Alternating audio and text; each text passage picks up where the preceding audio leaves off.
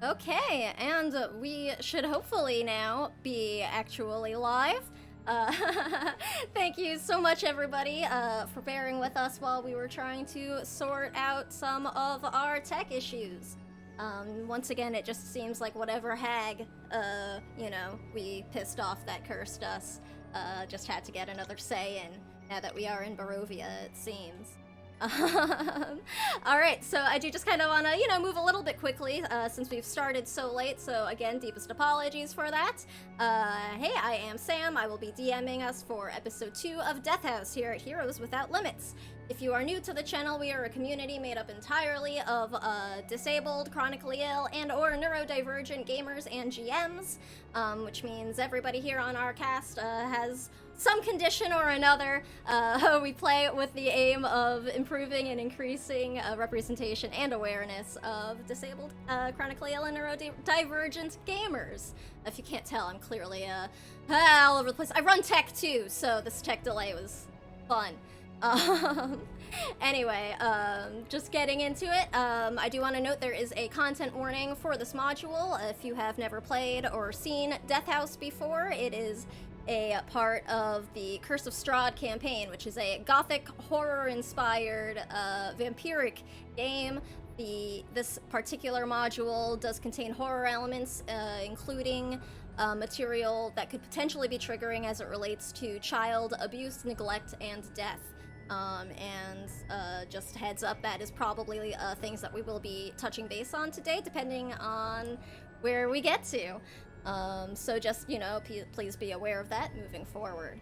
Let's go around real quick just to introduce all of our players and who you are playing, and then I'll roll a die for somebody to give us a quick recap of the last session. So let's start below me with Tyler. Hi, I'm Tyler Moonsage on Twitter, and I am one of the guild leaders at Dots RPG Project. I am blind, as well as have some challenges with mental health and pain. And today I am playing Gingersnap, the halfling cleric of Shantia.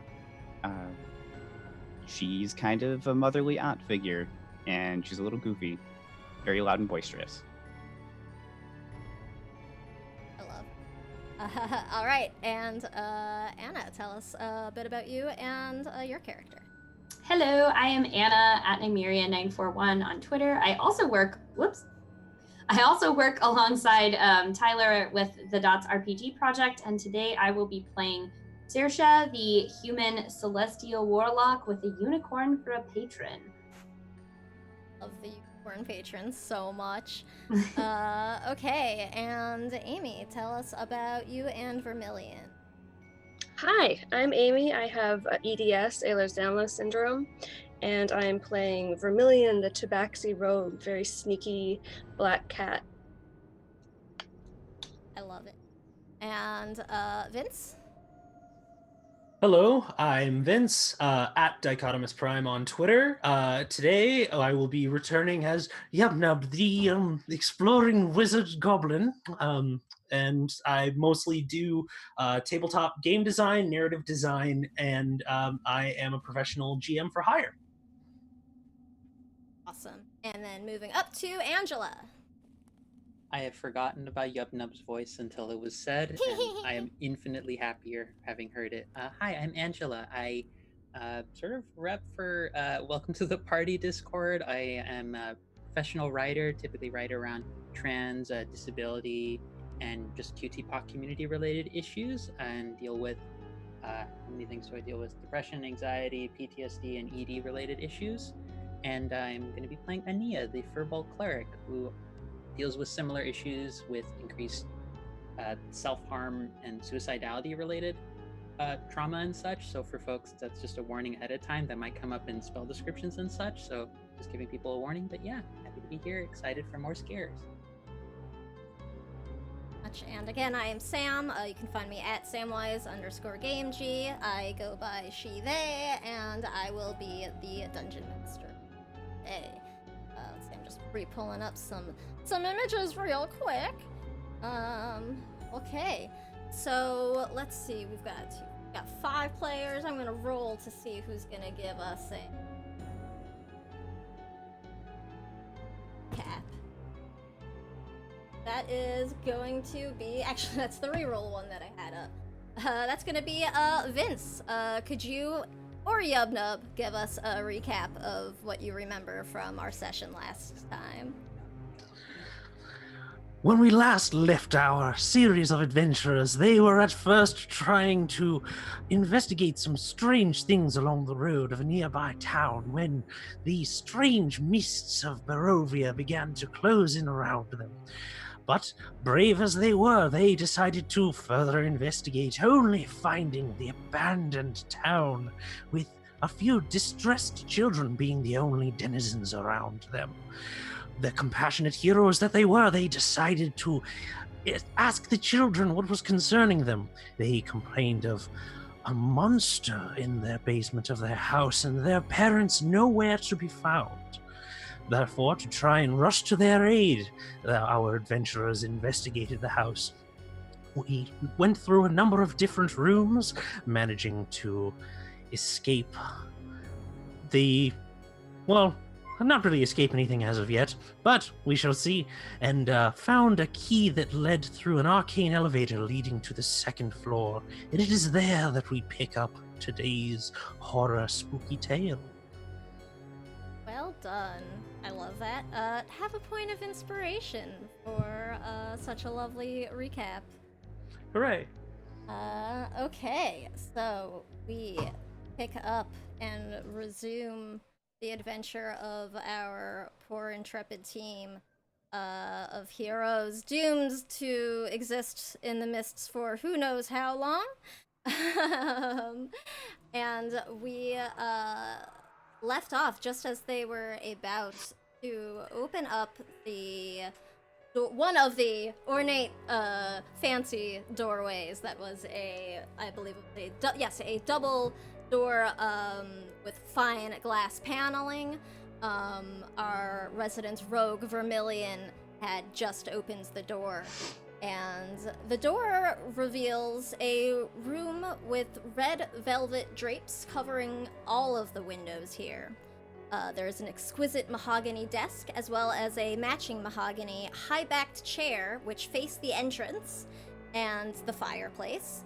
Above the fireplace, there hangs a framed picture of a windmill perched atop a rocky crag. Situated in corners of the room are two overstuffed chairs, and floor-to-ceiling bookshelves line the southern wall. There's a rolling wooden ladder, which allows you to move it along the walls, Beauty and the Beast style, to reach higher books as needed. What would you like to do, team? Vermilion's gonna slink in carefully, kind of carefully usher everyone in slowly. I still like their decor, but I trust nothing anymore in this house.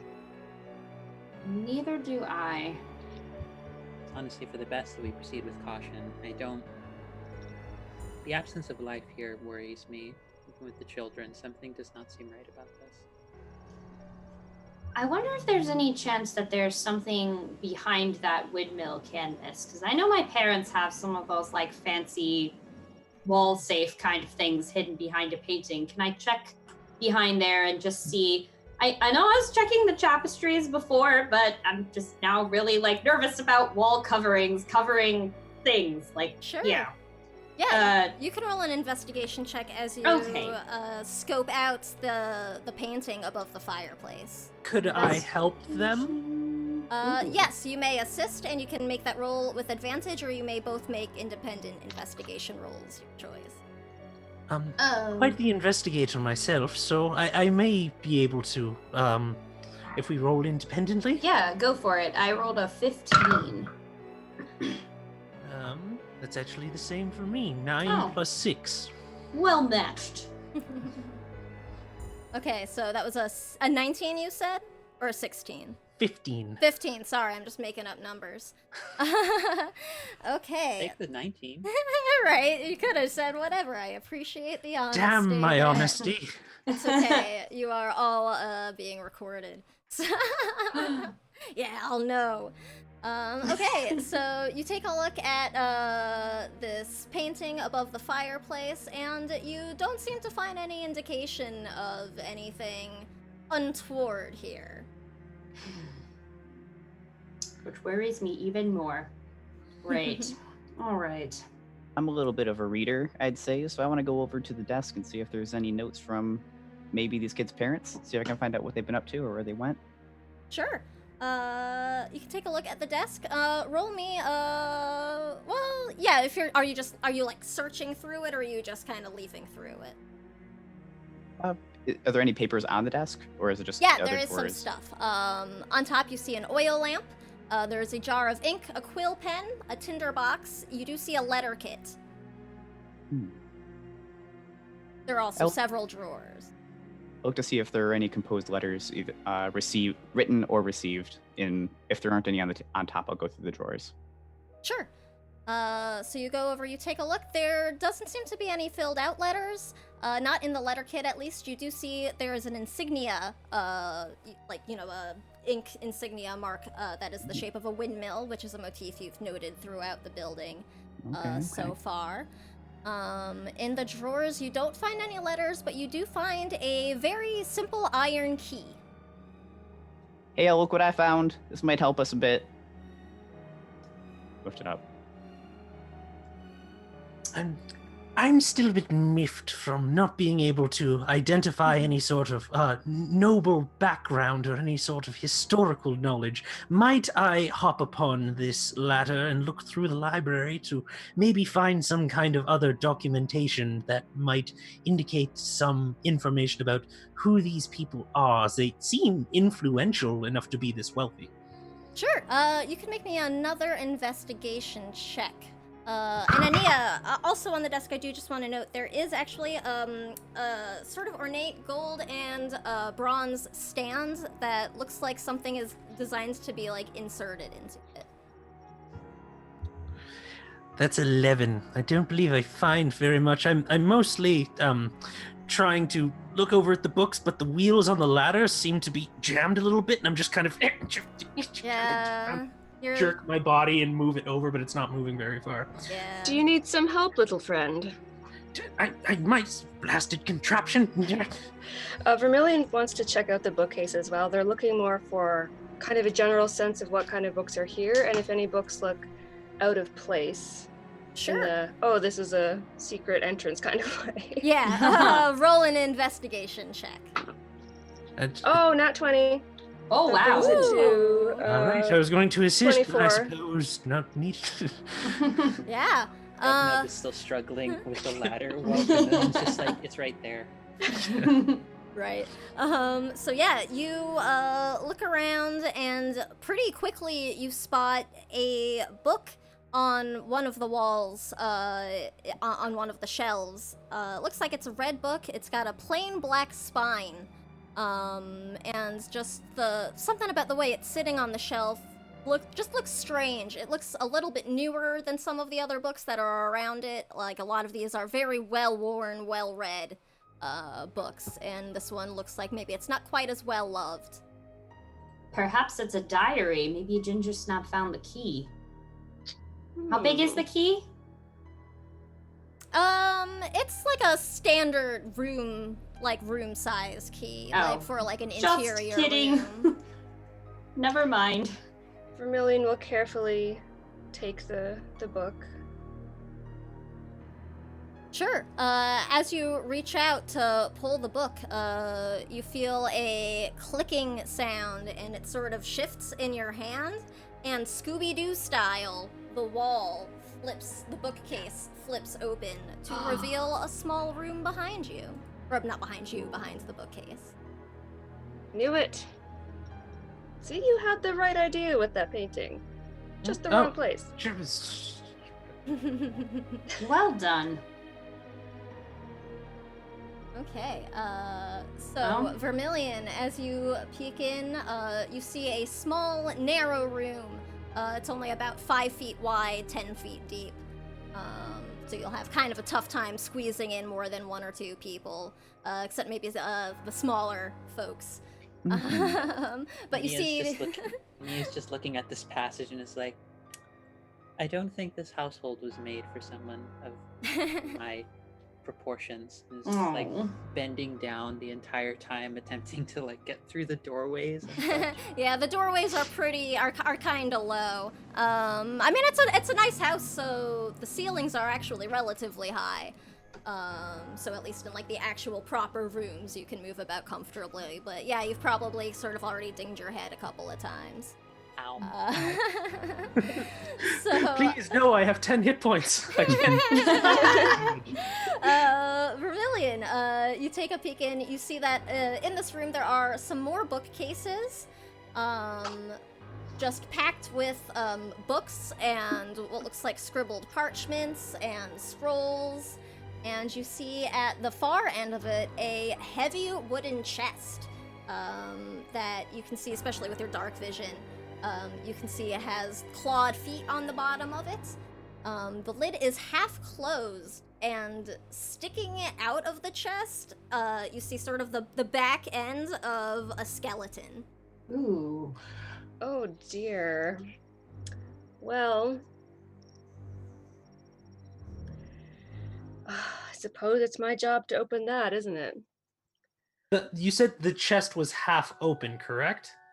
Yeah, so it's like, and there's... you see like one bony skeletal hand still kind of on the... So it just closed onto this body? Ugh. You get... Yep. I mean, you can get closer. It's not closed all the way. Yeah, it's... All right. Yubnub, Okay. what was the name of your little hand companion again? Oh, right. Yes, Chauncey. Chauncey. Perhaps, like, I'm imagining, like, if Vermilion's attempting to, like, go forward, like, after having said, I suppose it's my job to fix him, like, let's let Chauncey take a look at it first. I don't trust this place. By all means. Let's okay, Chauncey, let's give our new compatriot over there a bit of a handshake, and I would like to use Mage Hand to float Chauncey over to the chest and try and maybe pull the arm that is sticking out of the chest out. Sure. I mean, the way you see it is it's not so much like an arm hanging out of the chest. It's like you see sort of like the butt of a skeleton like sticking out of the chest as the upper torso has fallen into it.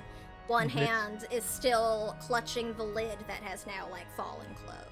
Ooh. Yeah, so yes. Your mage hands, can float over and sort of goes to lift it, and you see, the bones to the hand fall, collapse to the floor in a clattering sound. And as you get as the lid lifts, it looks like the person like collapsed sort of into the chest, and then it... And there are no weapons around or any sort of indication of how this person may or may not have met their demise? You are welcome to make a perception check from the doorway or enter the room and make an investigation check. Would medicine be appropriate for this as well? You would need to go and investigate the skeleton closer. Yes, that is a 9. I don't believe I am this person appears to have died. You're kind of distracted by all these other books and stuff on the, in this room. You're like, oh, if this was in a hidden room, this must be where the good stuff is.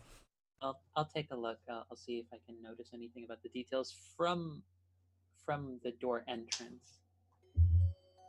That is perception. That is 18. 18 perception. You don't see... Let me double check before I say anything, but I don't believe... yeah, you do not see, any other weapons, like, lying about on the floor. You don't see even a weapon on the skeleton. It seems really strange that this skeleton would just fall into a chest and die perfectly there. I mean, unless it contains some kind of bottomless pit. I'm kind of suspicious that maybe there's something magical going on here. Could I make an Arcana check, or is that not, like... I don't know if that would do any good. You could make an Arcana check. Alright. I will cautiously walk up to the chest, and I'd like to see if there's anything... I don't know. Does it look like maybe I sense something magical inside the chest? Sure, so you are entering the room and move inside. Yes. And you get close to the chest, where Yubnub's ghostly mage hand, which I should note, by the way, whatever form you are used to your mage hands taking, it now appears to be undead and skeletal, with, like, bits of flesh sort of hanging from this ghostly hand. Gross. It's not the skin I normally use. Someone reskinned my mage hand. Are you certain that the health plan for Chauncey was? I'm pretty certain it was more robust last time. Somewhat, yes. It's, well, this is not especially helping my particular opinion of this abode. Circe, you see, or Cirsa, right? Saoirse, yeah. Saoirse, okay, sorry. Sorry. It's been 2 weeks, I wanted to make sure. It's okay. It's not intuitive. Alright, so the ghostly mage hand is still propping open, I assume, this chest as you go to inspect it. And as you go over, you see the body that has sort of fallen and twisted to the side so that you're able to see what looks like feathered darts poking out of the neck and the armor of this creature. And as you peer into the chest, you do see just a collection of some items. You would have to go and inspect the chest and look through things if you wanted to get a closer look.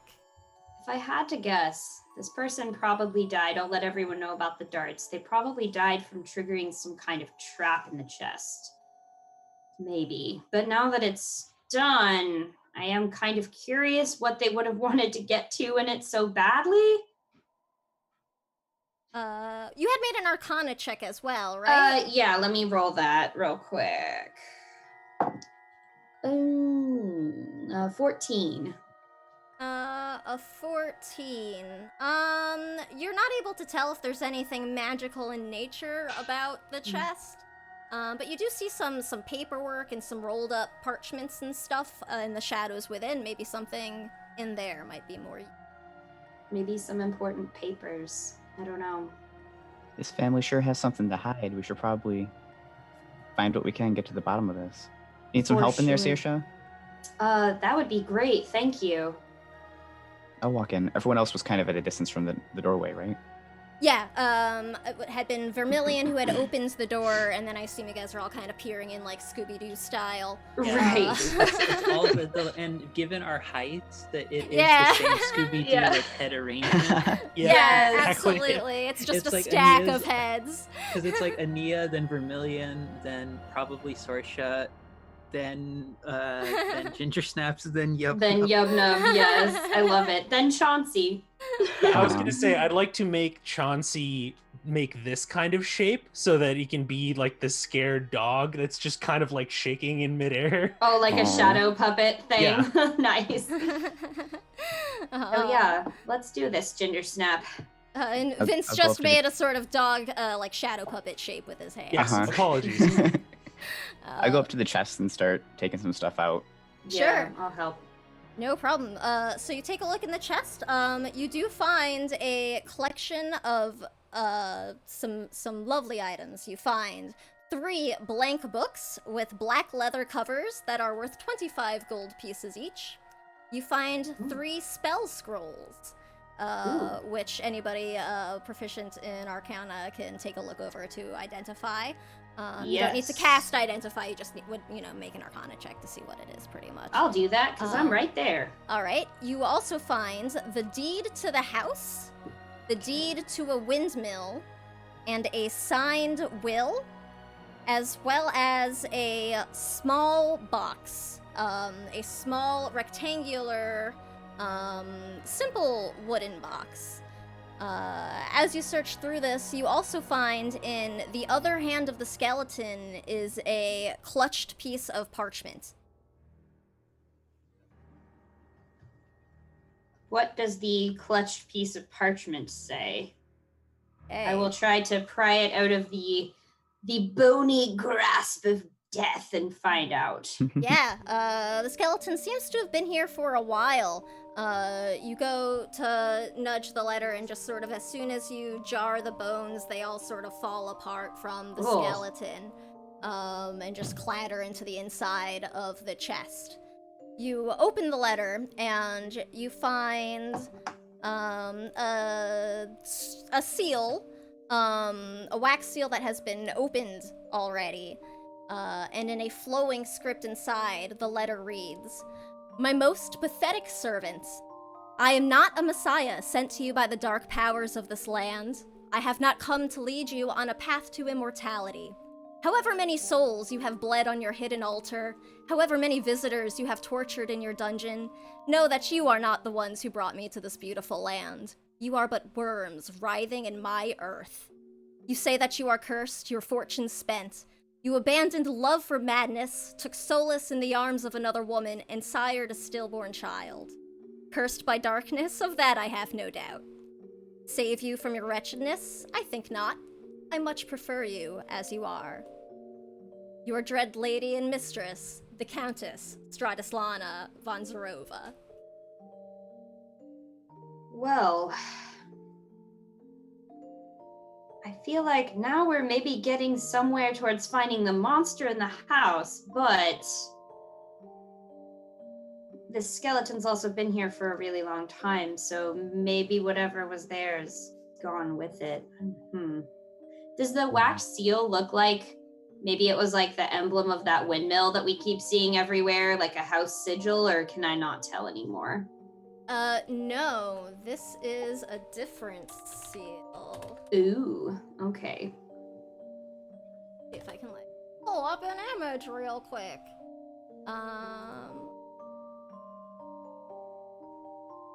So you see an image that looks very like a elongated sort of shield or pennant with the shape of a raven superimposed over it. Hey, y'all can relax. You can come in here if you want, instead of standing at the doorway. Yeah, it appears to be just a box filled with some creepy old receipts or something. Has the information about the scrolls being spell scrolls been relayed, or is that still... Oh yeah, I would just be like, I found some papers, some spell scrolls. Yeah. There is a smoke, or like a dust imprint, Looney Tunes style, in there, is immediately right next to them. Great. I love it. I was imagining instead of the dust smoke thing, I was imagining when a cartoon character gets the money signs in their eyes just happening in Yubnub's expression. Whatever the spell scroll equivalent of that is, yes. May I make an Arcana check to try and figure out what these are? Yes. Alrighty. That's a natural 20. Oh, wow. Oh, yeah. All right. That was magic. Gimme. Yeah. So with a natural 20, you are easily able to recognize these are a scroll of bless, protection from poison, and spiritual weapon. With the natural 20, I will also give you that, as you look around at the titles of all of the books and the scrolls throughout the room, you look around and you see that, you see mentionings of something called Osibus and cult and ritual sacrifice books, and you're looking at the symbols etched onto the spines, and with a natural 20, you're able to just sort of see those and you go, that's bullshit.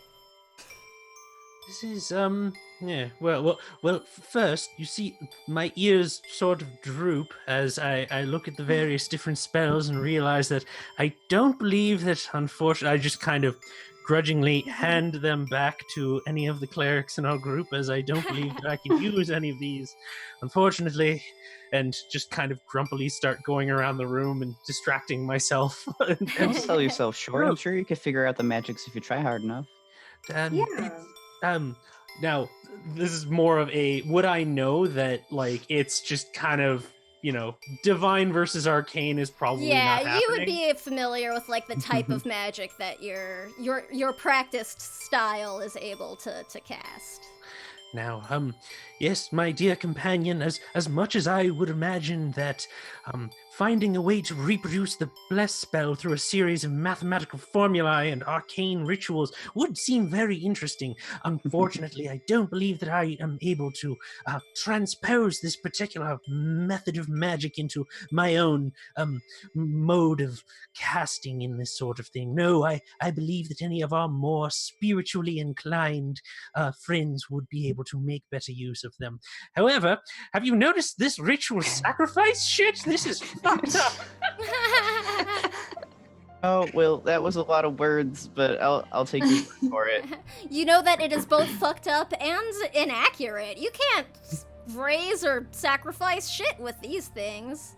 These people are amateurs. I mean, in a strictly academic sense, I have books to read, and so I research things like ritual sacrifice and not person. But anyways, any of these are wrong. Any kind of amateur academic would be able to notice that the rituals are incorrect, whatever it is that these people are trying to do. Which would that check be sufficient for me to understand that even if they got it wrong, what these rituals were attempting to do, even if it was like Daddy's first like demon summoning or something? I would say if you spent some time reading through them more, you might get more of an idea of like what they were trying to do.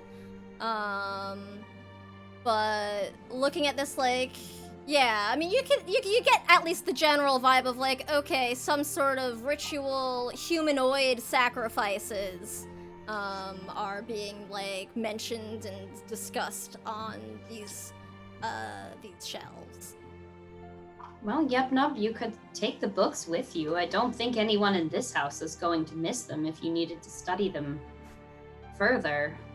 I don't really know that much about, necromancy and dark rituals and stuff, so it might help to know more. It is one of the rather schools of magic that is rather strange, as individuals like our cleric friends, the undead are considered unholy. However, there are arcane traditions surrounding necromancy, so it's one of those strange sort of situations where divine and arcane magics tend to overlap in terms of those who practice them. It's an aberration of magical practice. So I will try and take, let's say, maybe 3 of these books, anything that seems like it may have the most useful lead, and put them into my backpack so that maybe I can review them as we go. Sure, yeah. Noted. I'll say you take 3 books from the shelves, the ones that strike you as the most interesting. Okay. I'm also kind of imagining at this point, like after you, like right before you went into that, like if like you pass over the scrolls between me and Ginger Snaps. I think 3 of us can cast them. Yeah, I can too. That's right. Oh, can you cast? Well, because I have the Celestial Patron, I think I can at the very least cast. Yeah, I believe as long as you have protection from poison. You should, I believe, also be able to cast Spiritual Weapon, because if memory serves, Celestial Warlocks essentially get access to the cleric list. I Is think that that's correct? Divine Soul Sorcerer. I think. Let me double Oh, check. am I confusing the two? Yeah, Okay. yeah. I Hey, think that's there are Divine some Soul of Sorcerer them- gets to do those. There are Celestial Warlock some gets that an I have expanded spell access list to. that includes Yes. cleric spells. Gotcha. Okay. If we got like a Cure Wounds, I think you'd be able to cast that. Because Yeah, that is is something definitely Celestial on Warlock the can list. pick up. But Okay. I'm kind of imagining when Yubnups, like they're like you're going into that long like mathematical equation sort of thing, and I'm just like, and I'm just looking at it, and it just reads probably like some mixture of like, in my mind, like Elvish and Giant. I don't know if that speaks it, but I'm just like, oh no, it's just this gesture. What languages do you know, actually? I know Elven, Giant, Common, And let me double check. I think I have something else. Celestial and Undercommon. Okay, as Have you several take a look at it, well, Yubnub sees the arcane symbols of, wizardry and the weave. You look at it and you see writing in Celestial Oh, I'm just that like, tells you about the scroll and how to use it. yeah, I'm just like, oh no, it's this, and this. Like you Google it, and then I just do like the Cliff Notes version of what it does, like in like 2 sentences, and it's like, yeah, it's simple. I mean, I would absolutely, if we get a moment to rest, if you would like to review some of these with me, it would certainly be a boon to my studies to be able to be the first wizard to be able to cast an arcane equivalent of this. Maybe we could, as the younger students say, we could collab on something. While they're discussing this, I'm actually curious about what is in the like small box within the box as well. Like, is that a locked box? Is it just like a matchbox? Yeah, I was about to say, I'll just look over at Vermilion and like point in there and raise my eyebrows like, Yeah, Vermilion's just been kind of standing inside the door, just sort of unhappily, eyes narrowed, looking at things, but they'll sneak over and hold their hand out and take a look at this box. Yeah, there is a lock on the box. As you take a look, it's just like a small little, keyhole lock. If you would like, you are more than welcome to make a Thieves' Tools check. Yes, absolutely. We have I a have a key key for here if you want to try something. using that first. I think it's too big. Yeah, I'd say it's clearly too large of a key. Oh, okay. 15. 15? Yeah, you put your picks in and you're like, oh, okay, this is actually a pretty straightforward lock. Your thieving reasoning figures it was locked within an already locked and trapped chest. So this one is not quite as tough to beat, as you assume that unfortunate adventurer now sticking out and partially collapsed and turns to dust, was. And you open the simple wooden box, and inside you find a black velvet lining, which has a gold and brass key, where the top of the key is shaped like a bat with 2 small rubies in where the eyes would be. Certainly love their keys. This is the prettiest one yet. And Spooky, though. with this discovery, you all reach level 2. Hey! Hooray! Yay! So we are actually going to take a short break. That way our players can have a few moments just to, roll your HP if you like. We can stretch. We will be back very shortly. Since we got a late start, it'll be a quick break tonight. But thank you so much for bearing with us, and I hope you are all enjoying yourselves. We will be back soon.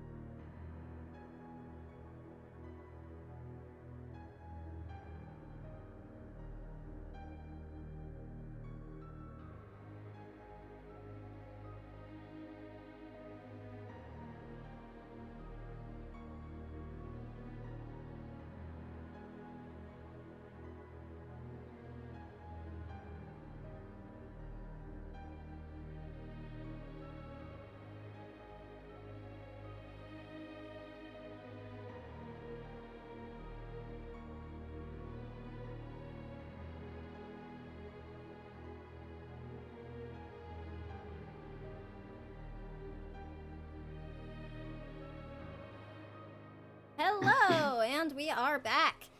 Thank you so much for bearing with us for that quick break. I hope all of you took the time to stretch and hydrate as well. So, before break, we left off where our team had just discovered a secret room in the library, which contained a few spell scrolls, a box with a key in it, a deed to the house, a deed to the windmill, and a will. It also contained some dusty old tomes containing what Yup Nub discerned to be totally ludicrous, phony, sacrificial rituals. And this will be where we are resuming with our intrepid team of heroes now at level 2. What would you like to do, team? You are still in this small secret room. You have a dusty old skeleton with you. You've got this now empty chest, some of these books. Yubnub took a few. You also found a letter in the hand of the skeleton that was from the Countess Strahd. And you found that somebody in this household, at least, is kind of a dick and up to no good. In case the sacrificial rituals did not tip you off. Did we figure out you said that the will was signed. Did we figure out whose will it was? Like, can I read over that and follow the paper trail? It's what I know as a noble. Yes, you take a look at the will. You as a noble know exactly where to go to flip forward to where all of the signatures and such are. The important bits. Yeah. You find that the will is signed by a Gustav and Elizabeth Durst, and that it bequeaths the house, the windmill, as well as all other family property to a Rosavalda and Thornbolt Durst. Didn't we see that name before somewhere? Was that the people from the painting, or? It was. I believe Okay. So, yeah.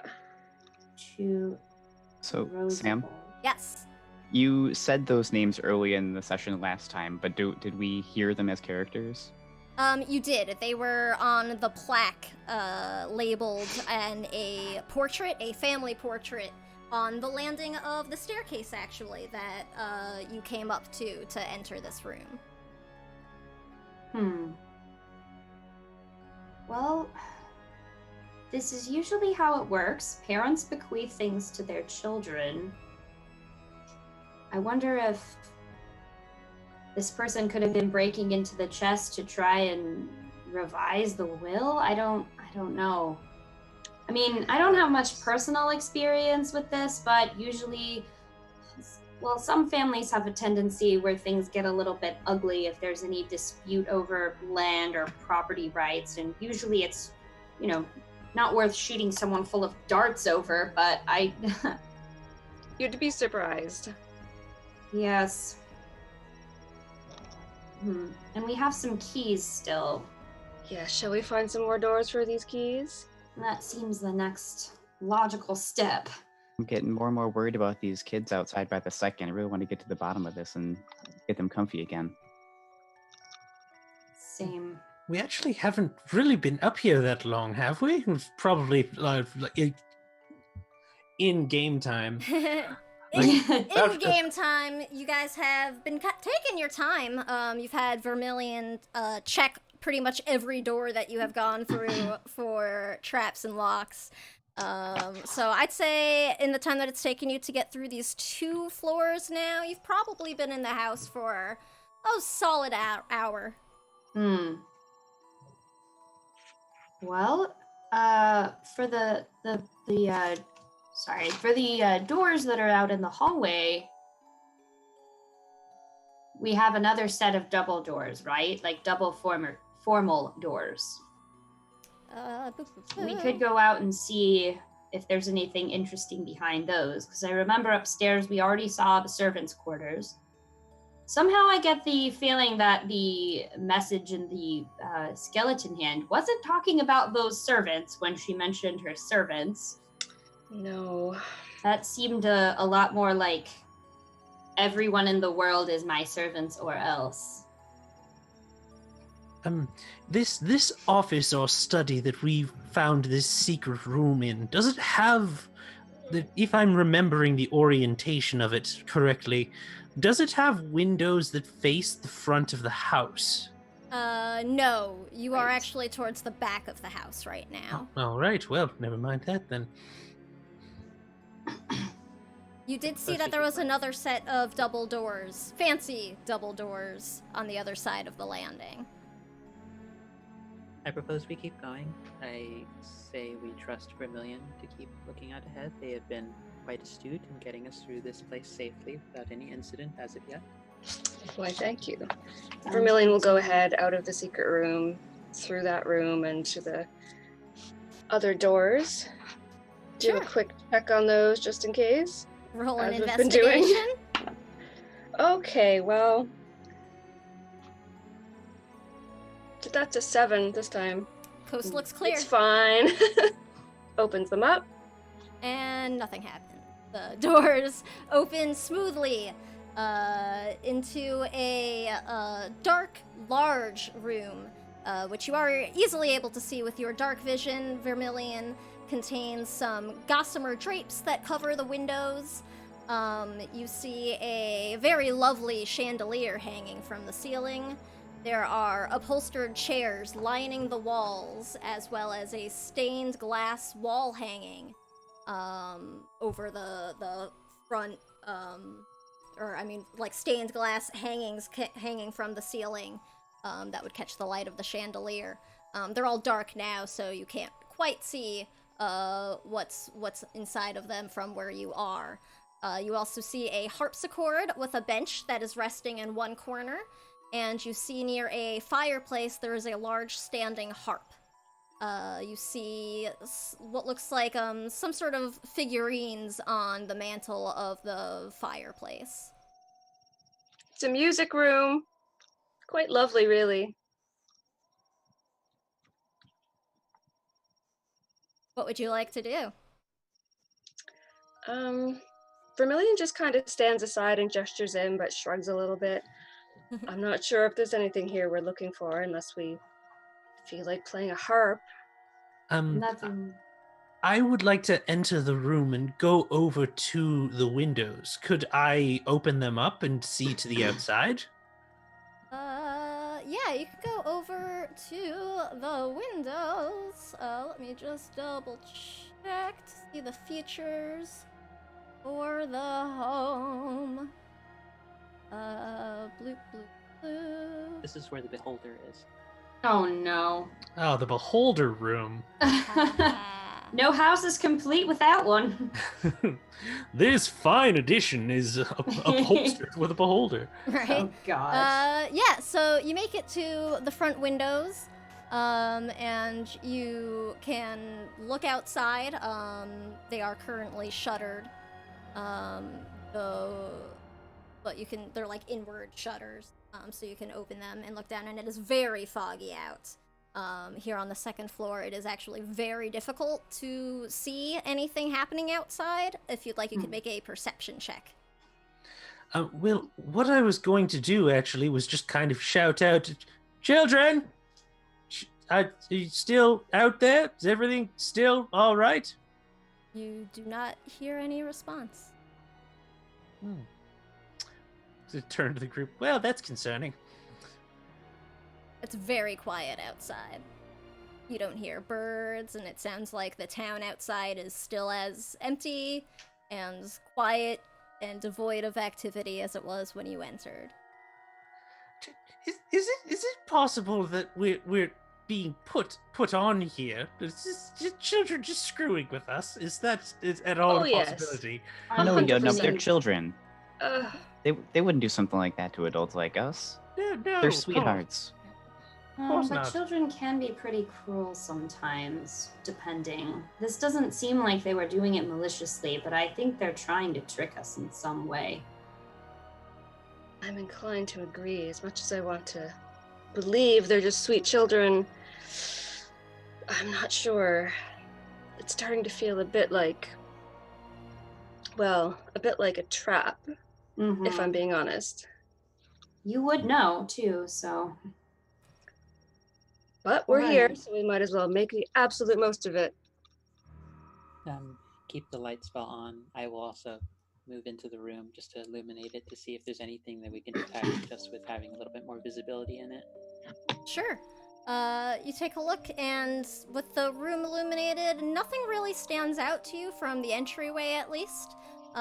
You can see with the lights on now, what there looks like there's figurines of like dancers that are decorating the mantle place. You know, just like little trinkets, of like porcelain or ceramic looking, like ballroom dancers. Otherwise, it seems like a pretty straightforward conservatory. There is something strange in here, but I don't believe for a second that these kids have anything to do with it. They're sweethearts. We told them we'd help. I think we gotta go find out what the source of this is. Well, I agree. We definitely need to find out the source. So I don't suppose we spot any keyholes in this room. Still keeping my eyes peeled for things that key might match to. Sure. You can search the room for an investigation check. Why not? You also do know that the staircase still goes up. Oh, right. That's a 19. 19 investigation. You take a look through the room, you're like checking all the walls and moving the figurines to see if anything shifts on the mantle and the fireplace. You do not find any sort of secret doorways or anything like that, but as you start moving the figurines around, you realize that the carvings, some of the carvings, are actually of very well-dressed skeletons. Great. This is just like that thing with the bats swarming around the kids where we thought it was all pretty and nice and then it turned out to be nightmarish. All right, I think I've seen everything I want to see in the room. It's really creeping me out. I'm not opposed to moving on if everyone else is in agreement. Upstairs. Mm-hmm. Okay, Upstairs. So you make your way upstairs. You could either take the stairs or take the lift, for which you still have that blue gemmed key. I volunteer to lift operate again if anyone wants to hop in there. I'm going to stealthily take the stairs if I could. Vermilion as well. Sure, you may take the stairs, and if you are going stealthily, you may make a stealth check. I will don't like us separating or any of us being alone, so I will stay with Sorsha on the lift. I'll take the lift as well. Okay. That is an 18 on stealth. 18 stealth. 14 for Vermilion. And 14 stealth. Okay. You two make your way up, and Vermilion, you were actually quite surprised to see how well and quietly your wizardly friend sort of melds into the shadows. Yubnub, you feel like maybe Vermilion's having kind of a rough day, because you can see them a lot easier than you normally can when they're trying to be all slinky and smooth. But, you can choose whether or not you want to make a comment on it, but... you are muted. Oh, yes. Now we hear you. Okay. Wow, I actually didn't press anything. I guess it just didn't Maybe you were too Anyways. far or something, yeah. Vermilion, if you would like, I can scout ahead a little bit. I think maybe the stairs might be a bit more creaky up here than down there, but I can hear you a little bit normal than your stealthy self. Well, you are quite a bit smaller than me. I suppose that wouldn't be... Go ahead. All right. I will go to the top of the stairs, but stay relatively pressed to the wall, and as our other friends come up in the lift, and if I could, I would like to take a look around at what I see on this landing. Sure. So you come up first to a dark landing, and unlike the other floors that you have been in so far, what immediately strikes you is that this level is very dusty. There are cobwebs draping from the ceiling. None of the lamps are lit here. You see dust carpeting the floor that sort of kicks up as you first step out onto the landing. You see on the wall across from you, immediately as you come up the stairs, another one of those suits of armor, which actually has the mask is shaped kind of like a wolf's head. And you see to either side of you, there's a set of simple but well-made wooden doors, double doors, towards your right. Towards Business casual doors. business casual doors, yeah. And then to your right, and then to your left, you see a very casual door that's a little narrower. You recognize this is probably a closet, based on the other ones you have come to, and you see another casual door. And you are standing on the landing right now. Are you waiting for your companions to arrive, or are you gonna go and start exploring a bit? I will wait. It should only be a few moments, so I would like to stay pressed up against the wall and just kind of remaining vigilant, at least until the remainder of our party gets here. Sure. Just curious, what's your passive perception? Oh dear. Let's see. That would be a 10. 10. Or something you want the DM to ask Okay. you? Just curious, says Yeah, the just DM. curious. No reason. Yeah, it's quiet landing. You hear the metal sounds of the lift sort of take effect, and it's a pretty quiet lift because it's not operated by, gears or hydraulics or anything like that. It uses a levitate spell, essentially. But you still sort of hear just sort of with age, especially as it rises up to this third floor area that you're in now. All of you in the elevator sort of like cough a bit as dust kicks up into the cages of the elevator lift. That had not done so on your previous excursions to it. Delightful. And the lift opens up, and you are all faced at the same dark balcony landing that Yubnub has found. Anybody without dark vision right now is pretty literally in the dark. I'll keep my light spell up on my As well. glowy friendship bracelet. Okay, great. So Ginger Snap and I can both see. As it lights up the wall, you see that there are oil lamps mounted on oak-paneled walls throughout this balcony, and there are carvings of woodland scenes with trees and falling leaves and small wildlife skittering throughout it. This would be super pretty if it weren't so dusty up here. It's true. Although I have a feeling, much like all the other decor, this is just going to turn out to look more disturbing than pastoral if we take a closer look, does it? Well, I feel like every time I've looked closer at the decorations, they become scary, and I don't like it, but I kind of want to see if that's going to happen again. What kind of skeletons will they turn into this time? Ooh. It's like a magic eye that no one wanted to use. Anybody who would like to may make a perception check. Okay. Oh. 18 plus nothing, That so 18. would be, 8. 16. 18, 16, 8. I rolled real low. Yeah, Vermilion got 9. 9. They're not at the top of their game. All right. How about Ginger Snap? 21. 21. Oh, okay.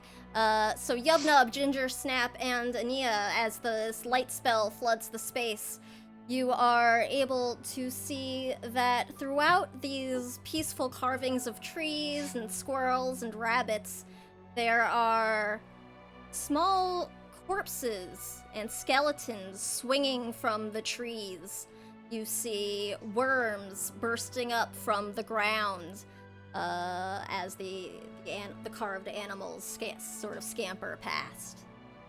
No, Saoirse, I didn't want to see it, but then you mentioned it, and now I see it. I'm sorry. When you say swinging from the trees, are you talking about like Tarzan style, or are we talking like hung? You from, are talking hung from a tree. Oh, I didn't Like- even There think are- about that. You say Yeah. they're swinging from the trees. I'm like, these are Yeah. some jovial skeletons. Yeah, I absolutely Not pictured that bad too. to worse. Yeah, I No. imagine.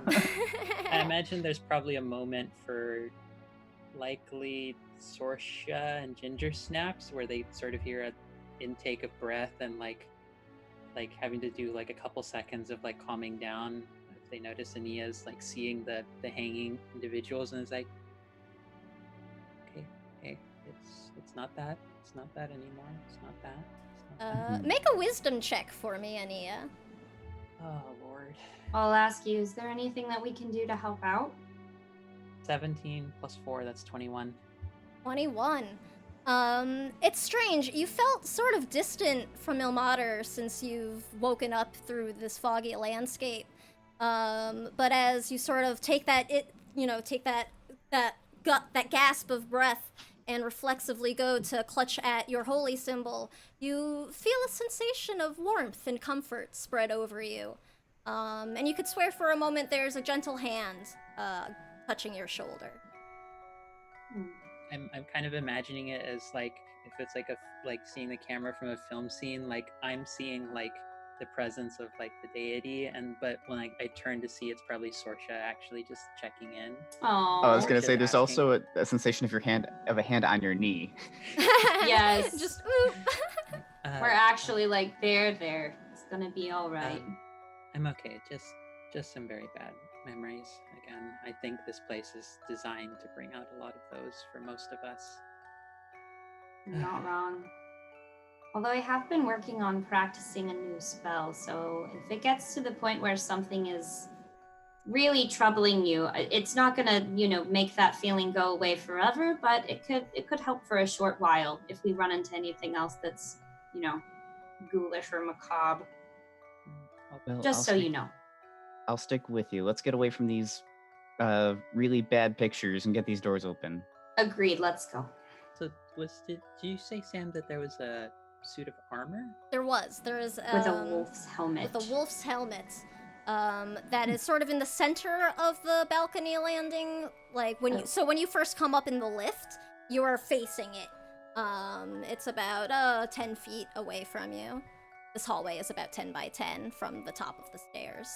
Is it like it looked like it's guarding any? Or rather 10 by 15, sorry, I can't math. It happens. Because you said there was a wooden door on each side of it?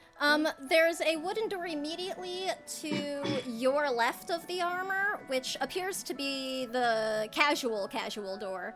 That is probably a closet. On the adjoining wall of the closet, it makes like a corner. And then to the left of the closet, to your left, when you come up the stairs, there's casual wooden door. And when you come up the stairs or up the lift, on your right is the business casual double doors. Left or right? Always go left. All right. Good enough logic by me. Vermilion will go check the non-closet looking door. The non-closet looking door. Okay. So you cross the balcony landing and make your way to the casual door. And as you pass by that suit of armor, Vermilion, you hear a metallic sort of clang, clink, clunk, clunk, clunk, and as you turn, you see that the suit of armor has turned its wolf-like head to face you. And I would like all of you to roll initiative. Ah! That's a which 3. is This the is best not going to go very well for me. Oh no! I rolled a 9. I have a -1 to my initiative. Oh, that's sad. 18. Alright, so sorry, it was a 1 for Saoirse, right? Oh, no, sorry, a 9. A 9 for Saoirse, sorry. Correct. 9. 3 for Ania. 3 for Ania. I mean, I'm cleric. At least one of the clerics should be lower down in case anyone gets hurt. Vermilion, you were an 18? Yeah. Vermilion. And Yabnub? There would be a total of 10. 10, okay. And Ginger? 16. Let me just check for the animated armor. That is going to be okay. The armor has tied with Yubnub. Yubnub, what is your dex? That would be an 18. An 18 dex. Okay, so you will go before the armor then. So top of the round we have, actually top of the round is, yeah, okay. We'll have Vermilion go first. I was debating making y'all surprised, but I won't. Okay, how far away is the armor from Vermilion? It is 5 feet away. They are in the adjoining space, so to speak. If it helps, I have put on like the Twitch stream, you can see a sort of stretched out image of the map. So you can just sort of get an idea, you know, of your spatial space. Okay. Your Okay. spatial space. Okay, they are going to... They're just gonna take out their rapier and just try to find some little part in that armor to slash at. Sure, go ahead and make your attack. Oh, that's not a great start. 9? A 9. Yeah, you go to make your lunge at the armor, but you are just so startled at this metal, just empty eye socket gazing at you, and you just sort of go right past it. Is there anything else you would like to do? You still have your bonus action and movement. I would like to bonus action disengage if possible. Okay. And just try to go kind of down the hall in the direction they were planning on going. Okay. You are making your way towards the casual door, so you are actually sort of as far as you can be. You could sort of step back to be a little closer to the staircase. Yes. Perfect. Okay. Will I still be in, like, melee range with it? I just want to step out of that, if possible. It's actually kind of impossible to be out of melee range in this space. It's a much smaller area than I thought it was, looking at the image now. Yes, it is very small. We all realize how terrible this might be for any of us who are squishy. Yep. Oh, That's all of us. Yeah, no, that's... Like, Yeah, that's okay. They'll just be at the ready. Okay. I mean, you know, you see towards the 2 double doors, there's like a little alcove. You could technically get out of range if you made your way that way. Yeah, they'll do that if they can. Okay, sure. So, Vermilion moves. You see they just sort of dart off with this blur of dark cat-like speed past the suit of armor before it can even make an opportunity attack. And they dart over to where the business casual doors are sort of nestled in a small little alcove that is just out of reach of this creature right now. And next up, we have Ginger Snaps. Oh no. Was Vermilion the only one that was in melee with this thing? Within 5 feet? Right now, anybody who has stepped out from the stairs or the lift is in melee range. So Yubnub is in melee range, and anybody who has taken a step out of the lift. I'm not sure if you had decided to get out when you were shining your lights about. Yeah, I definitely would have stepped out of the lift. Saoirse would have. Yeah, I think in order to make sure we gave everyone light, it's fair to say we would have stepped We would forward. have probably left the lift. I think we're all in melee range except for Vermilion, which is the spot the rogue should be.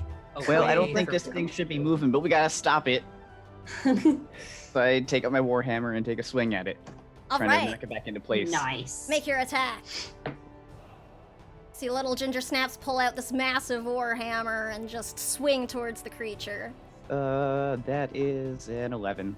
An 11. No, Ginger Snaps goes and just misses, and you bang the warhammer into the paneled wall right next to the suit of armor, and you do see a chunk of wood paneling be sort of split and cracked, and splinters fall to the floor. Is there anything else you would like to do? If it makes any sense, just reposition a little bit so that way I'm in its way from the others. Sure, yeah. Okay, next we have Yubnub.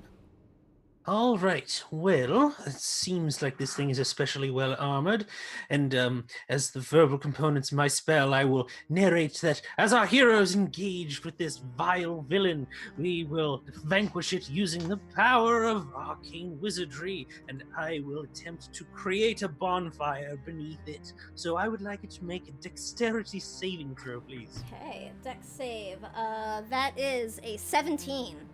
17. Well, that does indeed succeed. It's like, all right. Well, the bonfire appears slightly to the left, and it's like, all right. Well, better luck next time. So I know it will take a swing at me as I back away, but I will attempt to back away. Could I get out of visual range of this creature? You can also could. disengage. Yeah, or that Yubnub has already used his action, so he can't disengage. No, I think. Oh, actually, yeah, disengage goblins, I as a believe you bonus do. action. Yeah.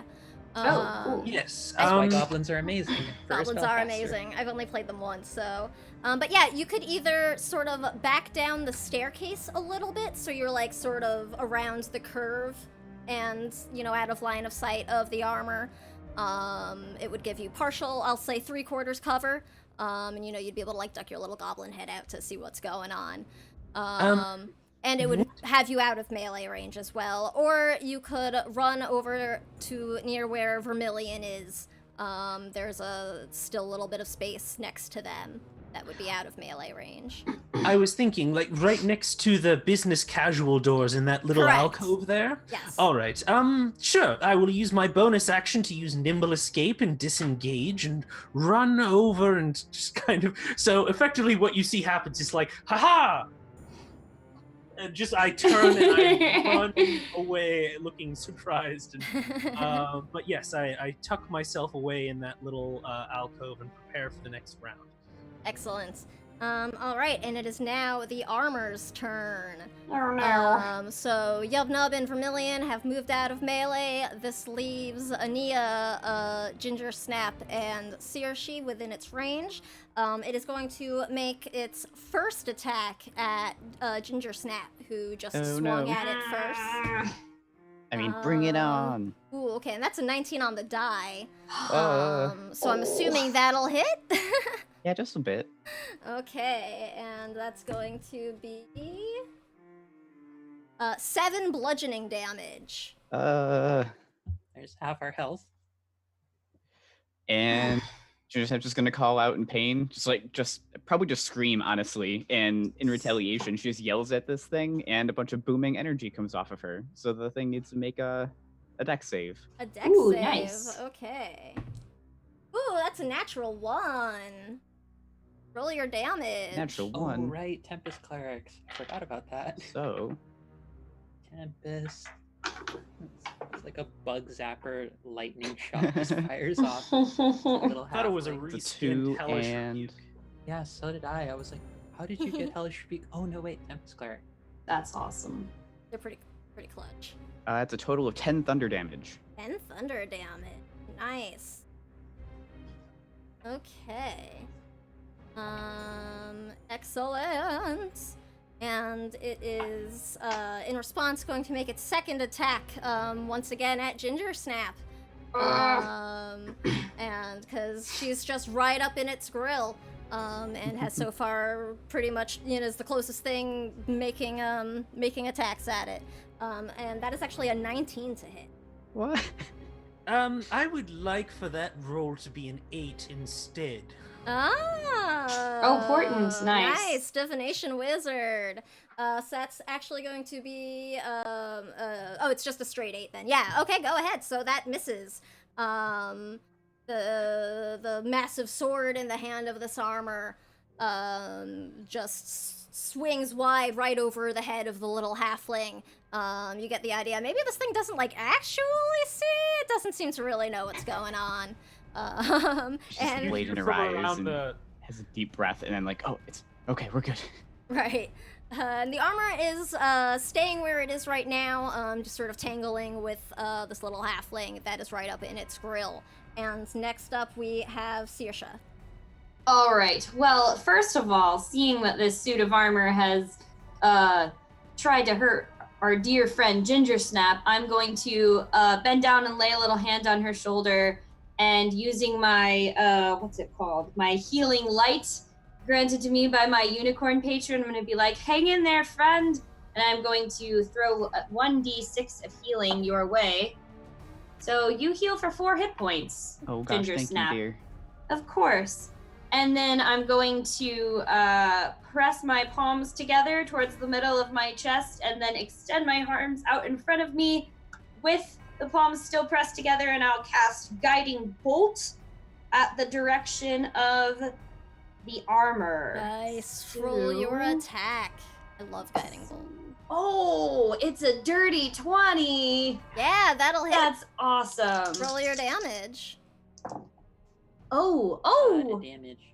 It's 17 points of damage.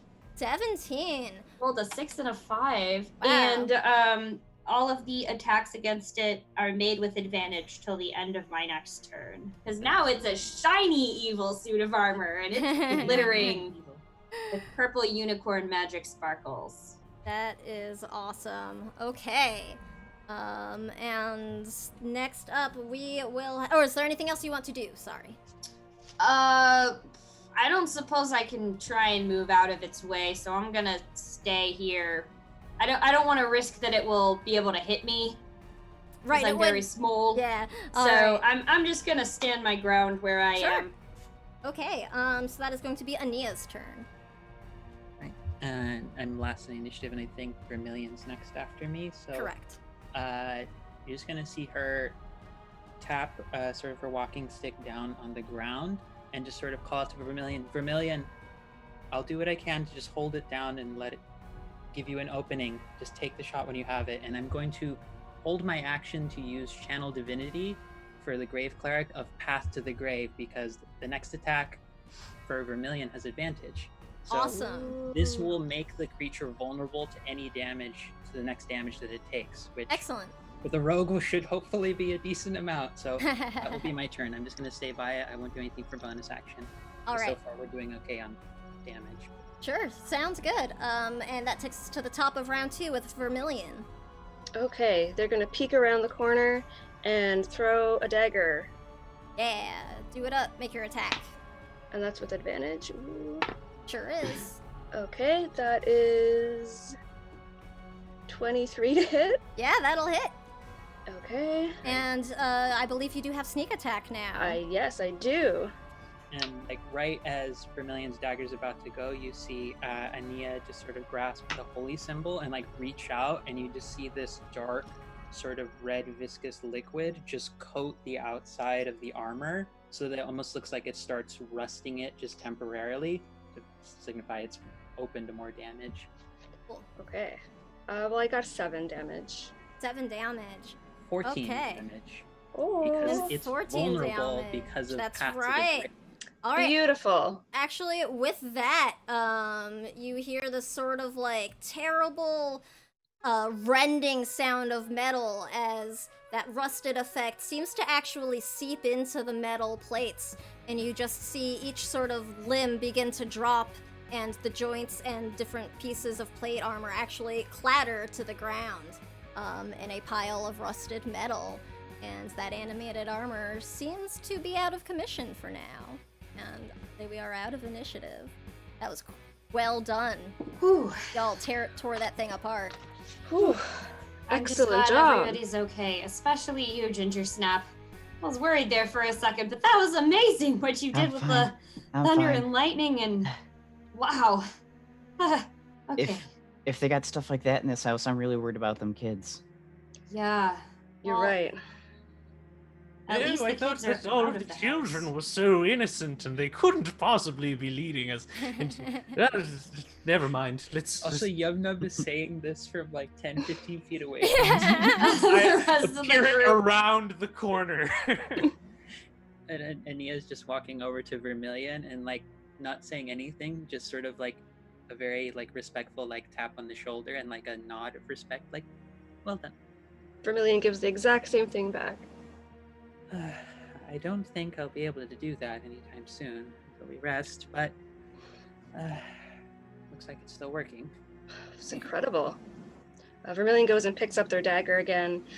Well, before I was so rudely interrupted, and just keeps going to the door. Sure, so you're making your way to the casual door, correct? Yep, But not the closet one. not the closet one. Okay. Boop, boop, boop. Are you Just looking show for out. traps, or are you... Yeah, after that. Okay. All right. Seriously. Go ahead and roll your investigation. Nat 20. Nat 20. Bow, bow, bow, bow. Wow. You do not find any traps. They open the door with like a really big flourish just to make up for it. Peek inside. All right. So you open the door and you find yet another dusty and cobwebbed bedroom now. And you see another door immediately to your right of the room, just, a little ways down the wall. You see a set of double doors with panes of stained glass, which look like they might open up to a balcony or something. And you see a a large bed that is flanked with 2 end tables and a wooden wardrobe, like an armoire. You see mounted on the wall next to the wardrobe is a full-length mirror with a very ornate-looking wooden frame. And that is what you see from the doorway. This is also an unlit room, but with your dark vision, you are able to. Yes, Vermilion will go in and adjust their nice vest a little bit in the mirror, and then open the wardrobe. Sure. What's your passive perception? 14. Please tell me we all went to Narnia and lived happily ever after. That doesn't happen in Barovia. If Oh, that no, happened in Barovia, we would just walk, like the Narnia we go into would just be like a cemetery with open graves where we're just seeing skeletons beginning to rise out of it. I take That's- it back. One of them is Nope. just a lion. Like, Oh, zombie lion, that's so sad. No. when it's in like a human grave, for some reason they just laid it down there like a person. Like, it fits. All right, and I'm sorry, Vermilion, you were looking into the mirror and what? Just like Opening the wardrobe, or and trying opening to. the wardrobe. Okay. So you go and make a couple of like cute poses in front of the mirror and turn to open the wardrobe. And just out of the corner of your eye, you think that you see for a moment just your visage changes and becomes skeletal in the mirror. But you blink and do a double take, and it's just your regular reflection.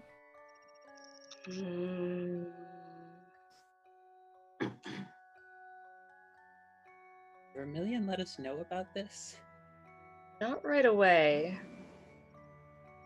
Nothing happened, so they just go about opening the wardrobe, but keeping glancing at the mirror. Standing the wardrobe is empty. And if you sort of because the wardrobe is next to the mirror, so if you're like standing in front of the wardrobe, you kind of like peek into the mirror, and your reflection seems to stay normal. Closes the wardrobe, looks around, looks under the bed. Okay. You take a look under the bed, you find a lot more cobwebs, and more dust, but you don't seem to see anything. Taking a peek. There was the stained glass doors, as well as another simple door as well. Okay, they look back. I don't see anything quite yet, but I don't trust this room. If you come in, keep your eyes on the mirror. And they try to open what looks like the balcony. Sure. You go to try the door, and it seems locked. You're unable to get those open. They'll try to pick it. Seems weird that that's locked and nothing else is.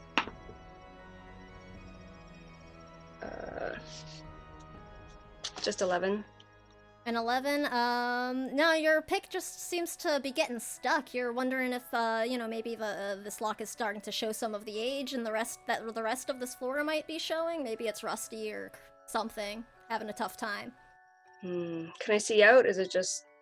You can't see Mist? through it with Oh, the stained glass, yeah. Okay. They'll eye it for a moment and sneak over to the other door. Okay. Same thing. Checking for traps, roll your investigation. And is everybody else hanging out in the balcony, like the landing still, or? Yeah, I think keeping watch just in case the suit of armor decides to reassemble itself and kill us all or something. Gingerly step around the remaining pieces of the animated armor as I move into the room with the rest of everyone. As Vermilion is dealing with the other door, I will ask, Vermilion, how badly do you want to get through this door? This I might door? be it's just glass as far as I can see. I might be Oh, able that to door. burst the glass with a campfire. I mean, blast your heart out. I was just curious. All right. Well, this floor of the house doesn't appear to be in especially good condition anyways, so we've already destroyed what I imagine was a very expensive golem-esque creature, so at this point I'd say screw it. And so I will move to the opposite side of the room to try and make sure that no glass that will explode will hit me, and then crouching down next to the bed, though I suppose I don't need to crouch, I will create a bonfire on the space where those doors are to try and destroy the stained glass. Sure. You can roll your bonfire attack? Or It's is it a actually save? Dexterity saving throw. Would you like to have it? Yeah, I'll just it'll be like just a flat d20. And that's a 5. So I was gonna say, please be a crit. Or save self from fire. It's always doors! So It is always roll your doors. damage. That is 7 points of fire damage. Okay. So you set these doors alight, and it looks like it was a pretty darn solid hit. But as the flames sort of fizzle out and the smoke thins out of the room, you see the doors look amazingly resilient. The glass is not broken, the wood does not even actually seem scorched beneath it. So And- I can just concentrate on this continuously and just I'm less trying to explode the Sure. door so much as just shatter the glass. I was thinking once it increases in temperature enough. Okay, so it you can just hold kinda- that up. Alright, so while that is cooking, let's... Vermilion, what was your investigation for traps on that door? 23. 23. Yeah, you take a look over and you see you don't find any traps on this door, and it doesn't appear to be locked either. All right, open up. Okay. This room opens up to a smaller room with one simple window that looks out onto the same balcony that those stained glass doors open to. And you see on the far side of the room a small bassinet with a dusty canopy over it.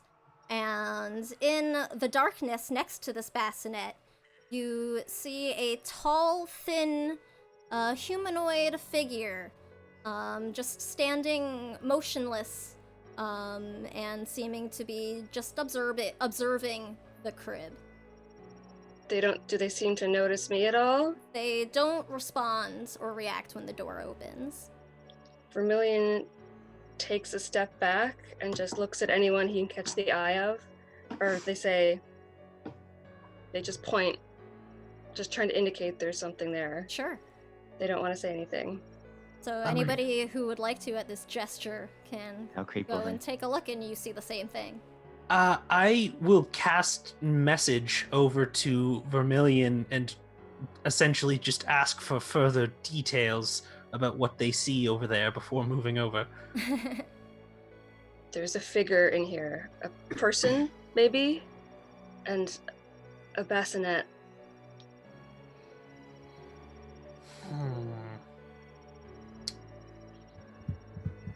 I will move horizontally so that I have sight line into this room, but still remaining abundantly far away from it as far as I can go, at least.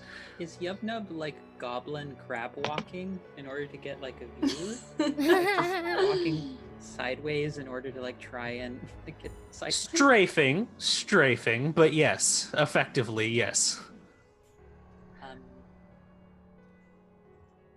Okay, this is slightly weird, but I will get closer. I'm still like on our side of the room because it's Vermilion had to open a door, right? And is seeing this from a little bit of ways. Right at the door. Yeah, Vermilion is about 10 feet from this figure and the bassinet. They're also getting their dagger ready just in case. Sure. That seems reasonable. I will like touch Vermilion's shoulder just to very gently. This may look quite strange when I do this. Please don't be alarmed. And Nia will sort of tighten her grip around a sharp end of the holy symbol, so that it's just like the faintest bit of like when someone who's diabetic like does sort of the blood test to check sugar levels, and then sort of just like utters a prayer in Celestial, and her eyes very faintly glow red, and I'm going to use Eyes of the Grave because this place has been dead and I'm paranoid about everything. So it's super fair. Creepy person standing over a crib? What could possibly be wrong with that? So, open awareness to magically detect undead until the end of the next turn. I know the location of any undead within 60 feet of us that isn't behind total cover and isn't protected from divination magic. Okay. So you set off your detect undead, and yeah, you just feel this white or this like bitter cold chill coming from that black clad figure across the room. So definitely dead. Definitely undead. Vermilion, back up. They back up. Alive. They I are creep not up alive. between Ania and Vermilion, and they hear the familiar sound of Ginger Snap inhaling like she's about to yell. Just like Which I've seen grabbing before, like they've- Sorsha and Vermilion just like Shh. You're gonna hush her? Yeah. Okay. Yeah, I wanted to give you that opportunity. Whatever that is not living. That is something belonging to undeath that has long left life. But what if there's a child in that bassinet? It could be the monster that we're looking for. Am I getting the same ping off of both the black clad figure and wherever the baby thing in the crib might be, or is it just the figure? You are only getting a ping from the standing figure. It's just the figure.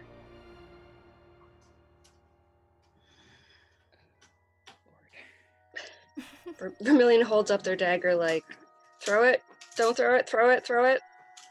Take it, we don't need to go through the stained glass as I'm holding Create Bonfire. We've all forgotten the entire as time that the is- gods are focusing. As that's been going, though, you are probably frustrated, Yubnub, to see that this door is amazingly resilient to your bonfire. Door is bullshit. Wait! Yubnub, we have that weird bat key, and we also have the key that Ginger Snap found. I've been waiting for keyholes this whole time, and it literally just now occurred to me that we had those keys. Do you want to try? And I'll give you the little bat key that I had found. Or wait, did I find that? I don't know. I think Sorry. Vermilion found it. Vermilion Never might pass mind. it I'll along just be to like, us. we could give Yubnub the bat key. I'm not taking it from you. No, Vermilion will hand it over. That would be No problem. weird. I drop the spell, summon Chauncey again, and give them the key to float over to the door. Is it the key to that door? This key does not seem to fit. I'll also Either? give my key. Oh. Oh. Neither does the iron key. Ah, well. I'm still the entire time like next to Vermilion, just staring at the individual, and I am prepping as an action, Sure. Sacred Flame, if it shows any hostility for what I do next, Right. I'm going to call out to it. Hello there. There's a brief pause, and you see the shrouded, veiled head of this figure dressed all in black sort of lift away from the bassinet and turn towards the door. And you just see a pale hand reach up to where the mouth would be, and it goes, shh. Puts the hand down and resumes staring down at the bassinet. Well, I use Mage Hand to close the door. I don't like it. The arcane equivalent of nope, nope, nope, nope, nope. Undead creature tells you to be quiet around what might be a baby. It's alive. We're all just taking the nope action. Yeah, the nope action. Nope is a free action. That's amazing. Okay, so you have noped out of that door, which is now closed. You still have the room with this empty wardrobe, that very ornate mirror with the strange reflections that Vermilion saw, and you have the business casual doors across the other side. What would you like to do? Yep, no, but if you really want to get through that stained glass, I can try helping you with it, but I think we got a bigger problem going on. That might be the monster. Well, strange this may sound that there may be multiple monsters in this house. I don't believe that one fits the description. It is very far away from the basement. And as well, it seems oddly well dressed. What I was wondering the rest of you want to do is that we could all queue up our various different attacks, and then I could open the door and all of us could hit whatever this thing is all at once. Yes, I don't want to leave it in there. If Ania says it's undead, then I'm up for that.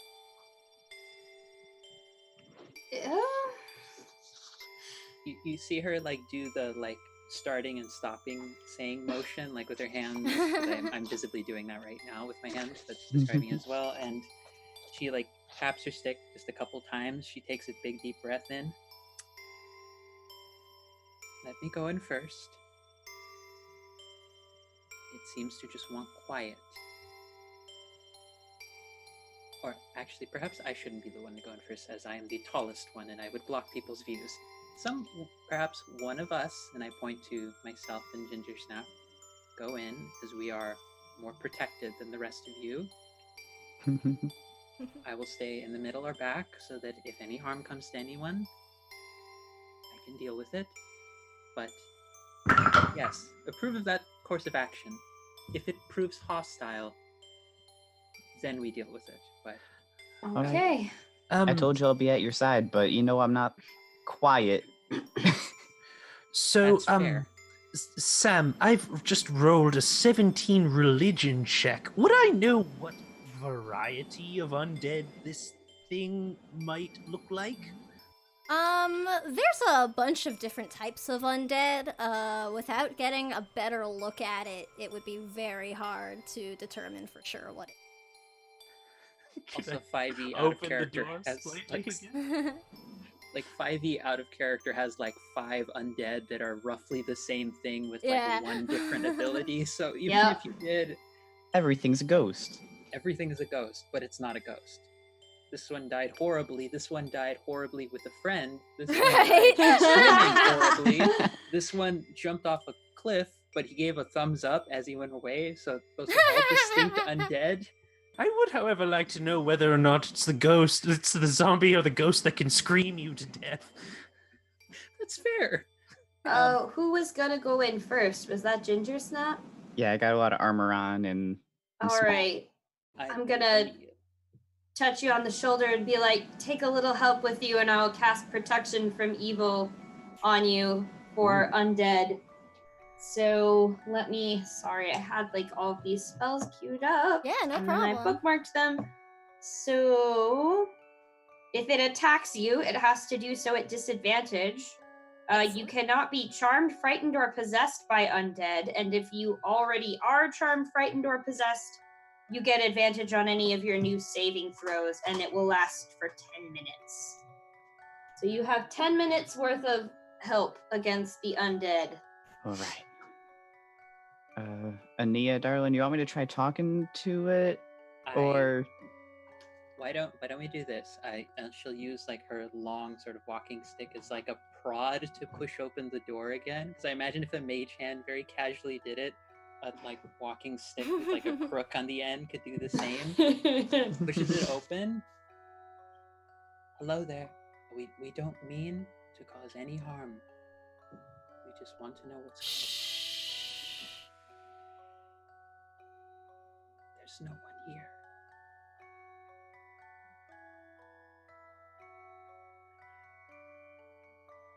Ginger, Snaps, I think we should walk in. Try to see if there's anything in that bassinet, yes? that's exactly what I'm going to do. Move closer to the bassinet than the figure. Both of us do. The two clerics against the undead will walk forward first. Nub will inhale sharply. Same. This is so stressful.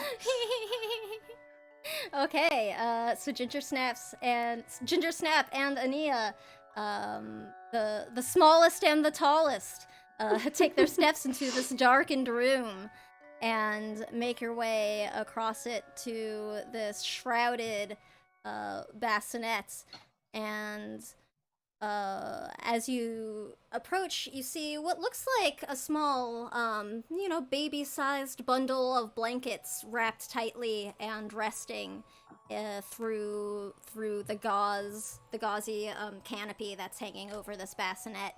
But as you get closer to this crib, the moment you are in range of where you could potentially reach out to touch it, you see the figure tense, and their back just sort of goes ramrod straight, and the head snaps up and looks at you. And what do you do? Do you continue moving closer? Do you react?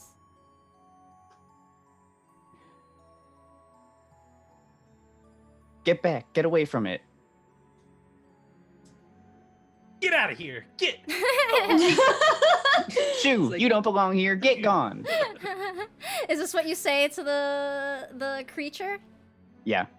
Okay. Snaps equivalent of that. So, once you speak out so close to this creature, it just sort of begins, it just lurches forward. So you see these two sort of pale, bony fingers clutching the side of the bassinet, and the head snaps up so the veil flips over, and you just see this sunken, hollow face, where the skin is just plastered down to the bones, and the eye sockets are just this empty void of darkness. And this creature opens its mouth and lets out a yell. I also yell. Damn it, sacred flame.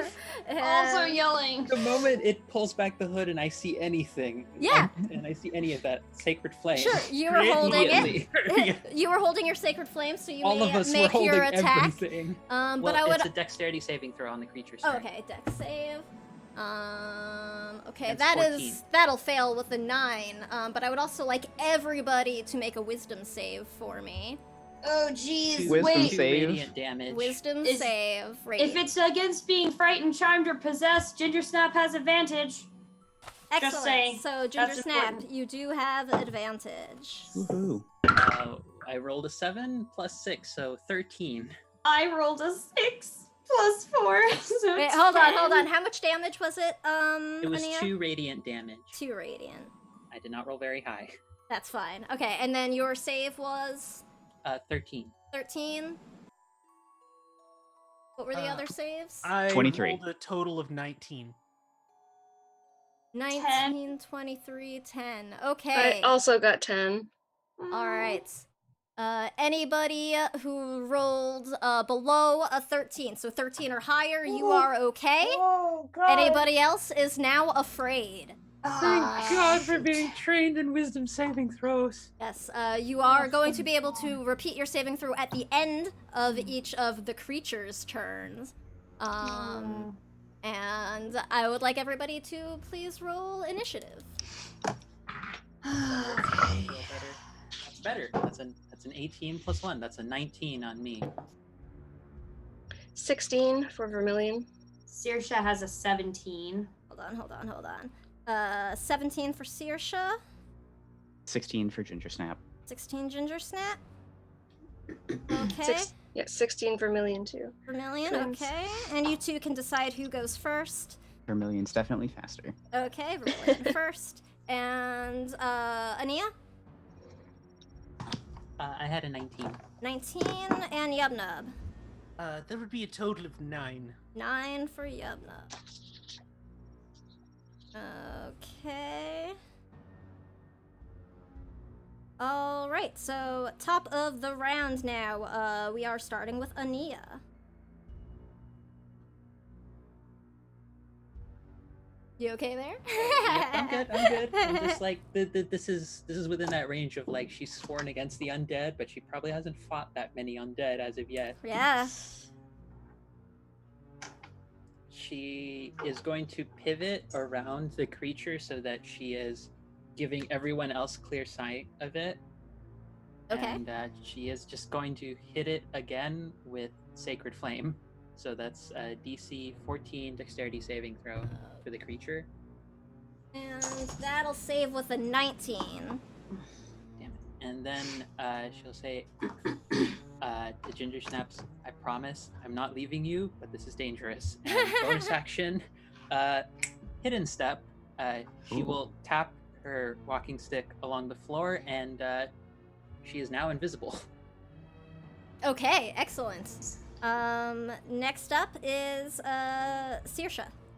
All right. Well, since I am kind of frozen in fear, panicking at this thing, I'm still gonna try and flap to cast Eldritch Blast. I believe I have to do that at disadvantage, Correct. though, because I'm frightened. Does a 12 hit? A 12, let me pull the thing up. 12 just hits. Go ahead and roll your damage. Okay, and I realized I took a second invocation, so I have an agonizing blast, so I get to add my charisma modifier Clutch. for a total of 10 damage. Damage. Of Nice. shiny, forceful purple unicorn sparkles. That is the most delightful description of an Eldritch Blast I've ever heard. I really wanted it to be cool. Okay. Awesome. Is there anything else you would like to do? Nope. I don't think there's anything else that I can do right now. Okay. That I would like to do, at least. all So right. no, thank you. Next up is Vermilion. Vermilion had their dagger at the ready, so that is what they will throw. Go ahead. They also do that cat thing where their eyes get big and their ears go all the way back. Yeah. But wiggle before you throw the dagger. Absolutely, yes. That is a 12 to hit. 12 will hit. Roll your damage. 7 piercing damage. 7. Okay, so as you strike out at this creature with your dagger, you do feel your dagger take some purchase, but you feel like it probably was not as effective of a strike as you expected. Okay. Bonus action, I'd like to, if they can, like, hide around the corner outside the room. Yeah, you could, I mean, you would take an opportunity attack if you use your bonus action to hide. You could disengage and, you know, move out of the Okay, room. I'll do that, yeah. Yeah, Yeah. okay. Alright, so no problem there. Anything else, Vermilion? Nope. Okay, next up is Ginger Snap. Okay, I have a question. Yes. If I were, I'm not going to bury the lead here. If I were interested in trying to take this child out of the bassinet. Would that be an item interaction or an action? I'd call it an action just because it is through the like canopy like drapings. So you would need to be like moving these like gauzy, flowy, like just sort of long like things to get out of the way, and then you'd have to reach into the bassinet and like bend down, especially because as a halfling you're a little smaller, so you'd have a tougher time sort of getting into the medium-sized creature height bassinet. So no spellcasting this round. That's Mama Ginger's priority right now. She's gonna try to push in and reach for what she thinks is a baby in here. Sure, you can go ahead and you lift up the bundle. It feels very light. Too light to be a child? Possibly. You could roll a medicine check. Oh, okay. Medicine is intelligence based? Yes.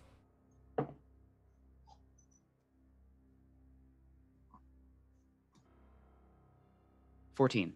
14. You get the sense that whatever is in here, if anything, it doesn't feel like an infant. But it's still all wrapped up. I'm gonna hold on to it. Sure. And then try to keep it safe in my arms and back up a little bit towards the door, trying to figure out where. Okay, so you back away, and the creature would get an opportunity attack on you. Okay. But it does have to make it a disadvantage. At disadvantage. Because you're protected from evil. Okay, well that is a 19 at disadvantage. Oh, jeez. Or an 18, an 18? Sorry. 18 is my armor class. Oh, shit, okay. Yikes, okay.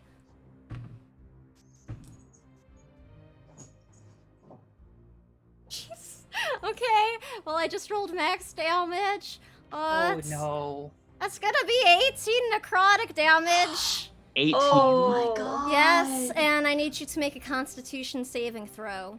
I've never had this sort of situation before, so if I drop to still zero need you to make instantly, the con save. do I get a Oh, reaction? This is important. This could mean Ginger Snaps dies. Yeah. This is what I think it is. Do I get a reaction, or does this resolve first? This happens first, I think. If it's like a I mean, it already made the attack. If you've got something like that would decrease the damage, that's your reaction. I would let you use that, yeah. Oh no, just the Tempest thing. Okay, con save? Con save, yes. Oh, hi.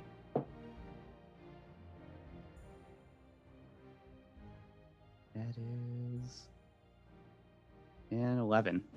An 11, okay. You feel, just as you are about to hit the floor, you feel this, like, cold necrotic energy sort of try to seize over almost your heart, you feel, but not quite your heart, like your essence, but you manage to just push through with the dedication of trying to get this bundle to safety. And your eyes close and you hit the floor. Unconscious, I assume? No, you don't belong here. Hey. And Sorry, I had a dog jump. No worries. And anybody who has not yet fled the room is able to see Ginger Snap fall to the floor, still curled around this little baby-shaped bundle that she seized out of the crib. Oh no.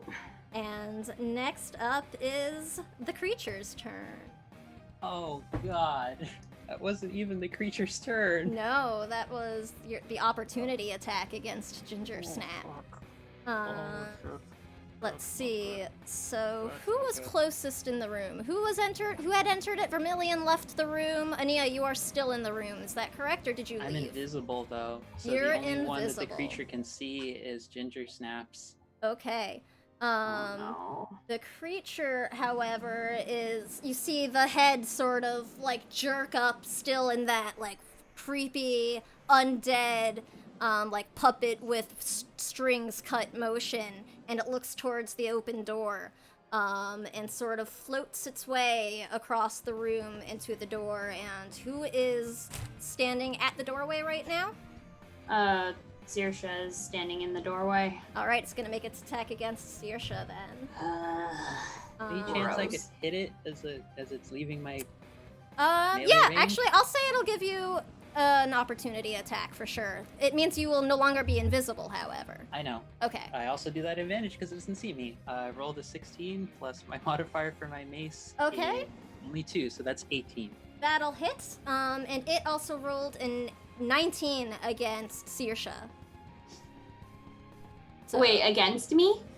yeah, it Oh, was to hit rolling me. to Yeah, hit that you. definitely hits. Yeah. Sorry. No worries. Yeah. Important. Sam. Fight me. Why? Well, hold on. A lot of numbers are happening. Yeah. Let's let the Porton go first. So Porton. All right, Porton. That's going to be another 8. Another 8. Okay, so you got 2 8s. Clutch. So I don't know if that still hits Saoirse or not after modifiers and such, but that would be a 12. That misses me. Okay. Heaven. Oh, thank Thank you so much. So that misses. And Ania, what was your damage? The mace damage was 4, but I imagine if it's resistant to non-magical weapons, it's 2 damage. Is total. 2 damage, correct. Yes. And I am now visible again. Yes. Looking down at fallen ginger snaps. Okay, boop, boop, boop. That could have gotten very bad very quickly. And all right, and with that, it is going to be Yubnub's turn. Was that the end of the creature's Yeah, attack? the creature gets just the 1 attack. Can I save against being frightened now? Or is that... Oh, you can, because I forgot to have you do that Okay. during your turn, actually. Yeah, I'm sorry. That's my I fault. wasn't sure if it was at the end of the thing's turn or mine. Yeah, it should have been yours. That's a 23. Ooh, yeah, that'll make the save. You managed to shrug off the sensation of fear. I'm not afraid anymore. Of All this right. in particular. Right. Correct. And Yubnub, you are next. The creature is now in the doorway, so anybody who has fled the room can now see it. right. Well, from my position on the other side of the bed, I will once again attempt to create a bonfire underneath this creature. So I needed to make a dexterity saving throw. Dexterity save. That is going to be a 15. Shit, god damn it. So, and with that, I will duck down behind the bed and use my bonus action to hide. All right. Go ahead. What is your hide? That's a total of 23. 23. Okay, you feel like this creature's probably not really gonna get a good look at you. All right, and top of the round we have Ania. Okay, she's gonna grab the holy symbol, flavor-wise, effectively punctures her hand, and then she's gonna reach it out towards Ginger Snaps, and using bonus action is going to cast Spare the Dying. Excellent. A bonus action for me as a Grave Cleric, and then if I can still see the creature, You can. just point at it with the stick and with the walking stick, and just make it deal with my Sacred Flame again. Sure. So that's a Dex save 14, right? Dex save 14. Ooh, that's a 19.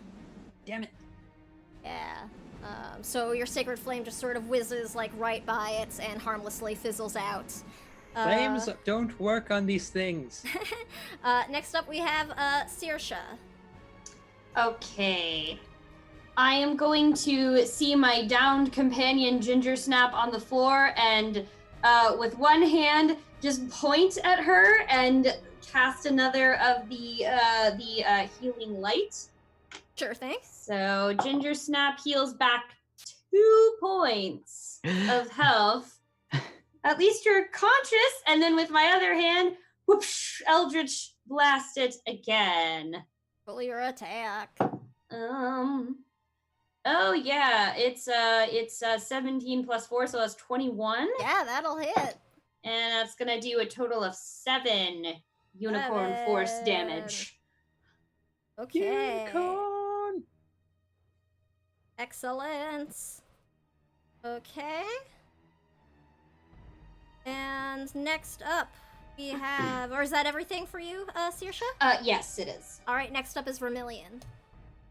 Okay, Vermilion is going to back up, like further into the room, and use their short bow this time if they can. Sure. That is a 17 to hit. That'll hit.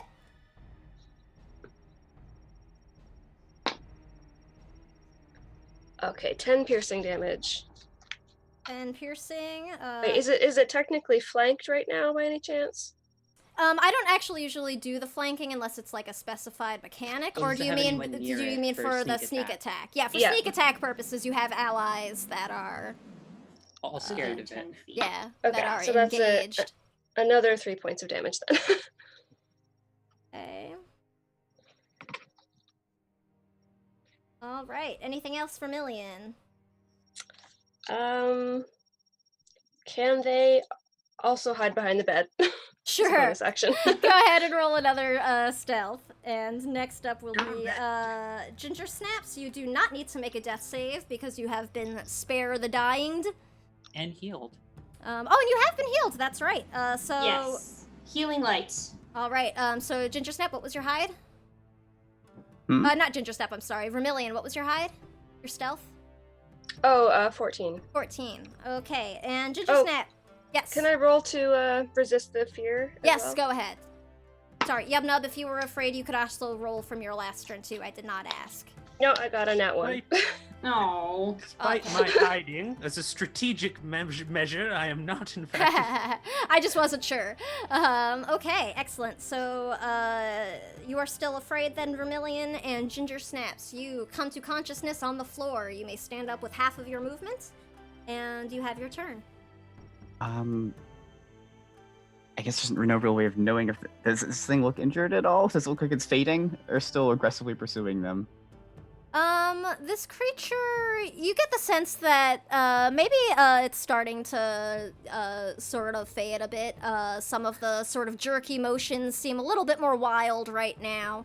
And as you stare at it, you see some of the sunken flesh seems to be sort of starting to, like, slaw and melt off a little bit. Okay. Reach for my holy symbol, then reconsider, look up at them, laying on the ground holding this bundle in my arm, and pull the scroll out with the other hand and just let it unravel with 2 fingers and speak the spell of bless. Okay, who are you blessing? That will be Saoirse, everyone but Yubnub, Okay, Oh, thank you. awesome. because Yubnub doesn't make attack rolls that I've seen. Okay, excellent. Next up is the Spectre. So it's gonna make another attack against Saoirse though. Who Okay. is still just the closest to it in the doorway. Oh, that was super hot, sorry. But that'll miss with a 6. Yep. And it will sort of turn its attention back towards Ginger Snaps, who had No. last touched the cradle. Why? But that's all it can do this turn. Okay. So that is the Spectre's turn, and Yubnub, you are next. You just Thanks. see that creepy, like, demonic head jerk and sort of do a full, like, poltergeist 360 back towards Ginger Snap's direction. All right, second first, same as the first. So I need a dexterity saving throw from this creature. Okay, that is an 8. Aha! Finally. Mhm. That is 6 points of fire damage, and the bonfire will remain beneath it. Okay, as some of the garments on this creature light up in smoke and you see what looks like some of that decaying flesh sort of blacken, you also see that some of that blackened flesh sort of like flakes off and more flesh is underneath it. And you're a little peeved to see that your fire is not entirely effective against this creature. Really? Really? All right. Well, bonus action to hide once again. That is less good. That is a 12, but Okay. Alright, top of the round, Ania.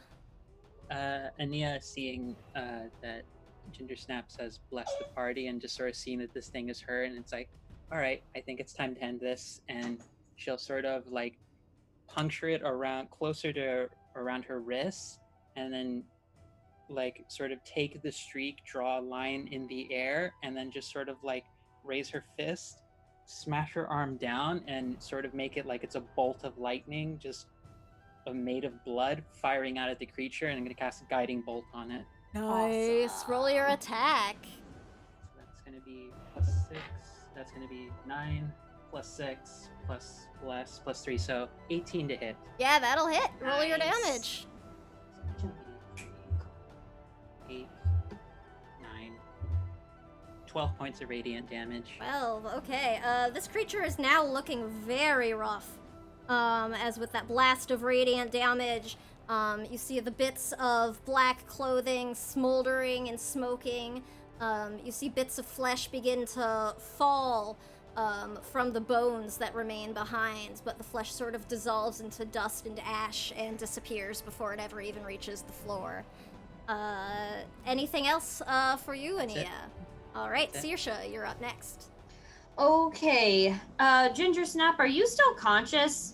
I'm okay. Okay, cool. Awesome. I'm gonna go ahead and Eldritch Blast the creepy lady wraith thingy once again. Oh wait, I'm blessed. Yeah. Hashtag blessed. Plus, okay, that's gonna be a dirty 20. Oh, that'll hit. Roll your damage. Or 6 points of Unicorn Sparkle Force damage. Okay, how would you like to do this, Saoirse? Oh, wow! Yeah. That was just with- enough. Extra super awesome sparkles! Yay! You see Saoirse standing like right in front of this creature as it twists its creepy ass head back to look towards her friend Ginger Snap. She throws her hands out, and you see from her flapping hands comes forth that bright beam of energy, and this creature just sort of glows pink for a moment, and then bursts outward in a shower of like divine confetti and glitter that just fades away as it showers down across the ground. At the same time this happens, once that shower of sparkles appears about you, Vermilion, from your perch is hiding underneath the bed, you are kind of across from that full-length mirror. And you see at the corner of your eye, your reflection give you like a sort of wink, and you hear a clicking sound as that mirror clicks and swings open. And that's where we're going to stop for today. Ah. Oh, God. Wow! We almost lost somebody. Yeah, Oh that my was. god, I'm so glad we didn't though. Oh, God. You all did so well, though. That was scary. Oh, that was terrifying. I was like, oh, I have one Because healing that's- die left. If that's ability the Spectre has is what I think it was, that was actually to determine if Ginger Snaps died. 'Cause I think that's the life drain ability, which it permanently lowers your health. Oh, and if it goes to no. 0, you die. Jeez. Maybe. I sort of mashed together a couple of creatures. God. for this. Which, So when Ginger Snap, when you were rolling it, I'm just like, well, okay, it's just one attack. I don't know if I want to use my port and roll. Oh, that's a 19. Oh, that's damage. And I'm like, oh my god, if Ginger Snaps dies at this point, I'm I gonna... have high AC. I have pretty good hit points, but that can't stop full max damage. Yeah, it doesn't Right. stop a Spectre-like creature doing max damage on you. all right. So I do know that we ran much later than we usually do tonight, since we got a later start, and we even still have a ton of stuff left to cover.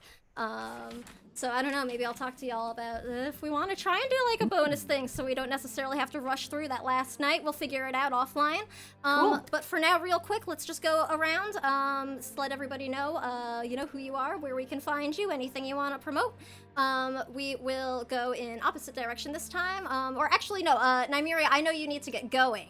So Thanks, this way, yeah. you can go first, and if you need to bounce, you can just head on out and we'll finish up. Awesome. Well, just as a reminder, my name is Anna. I go by @Nymeria941 on Twitter.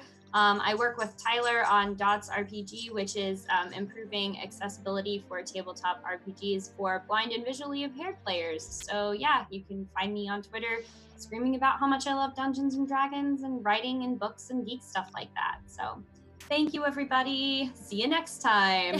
Thanks so much. Bye. Okay. I'm gonna have the cameras are gonna be a little weird, but we'll It deal happens, with everybody. it. Yeah, it happens every time. Okay, so in the meantime, then, let's start with Angela. Tell us. Who Hello there, you everybody. are. I'm Angela.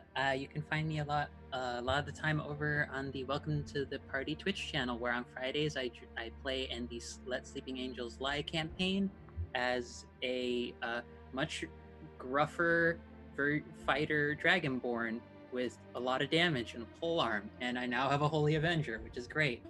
And I'm also the DM for Adventures in Agni, which is an all POC 5e campaign in a homebrew world of my own creation on Saturday evenings. So feel free to stay tuned for my Twitter at Phoenix24Fem if you want to know details about that, or just follow Welcome to the Party because we're cool folks. We do a lot of amazing things and try and boost up other folks like Heroes Without Limits and other TTRPG Twitch channels when we can, because we love spreading the love around for everyone in our community. There are definitely some really good beans there. All right, and Vince, tell us about you and where we can find you. All right. Well, I am on Twitter as @Dichotomous Prime. You usually hear me ranting about the latest issue of the day. But I am also a game master for hire for any number of you who thought that, hey, I want to dip my toe into Dungeons and Dragons or another tabletop RPG, but everyone wants to play and no one wants to DM. Well, I could be that DM. So if you want to reach out to me on Twitter, then we could definitely try and figure something out. And if you enjoyed any of my stylings here or on any of the other streams that you've seen me on, then that could be fun as well. Hey, I have definitively caught the D&D streaming bug. So if there are any other shows that are looking for other voices to come on, I would absolutely love to make some new friends and have some new adventures. So that's me. Well, Amy, tell us about where we can find you and what you're up to. You can find me at AmyLiz_W on Twitter. I'm open for Halloween icons or portraits if anybody wants those for probably a few more days or so. Support your starving artist. That's about it. Awesome. Boo, boo, boo. And Tyler, tell us about you and where we can find you. That's me. I'm at Tyler_MoonSage on Twitter. I'm a transcriptionist. I write transcripts for some of the popular podcasts in the podcast universe. Wherever you find good podcasts, there should also be transcripts attached. Also, I'm one of the guild leaders for Dots RPG, as our dear Anna has said.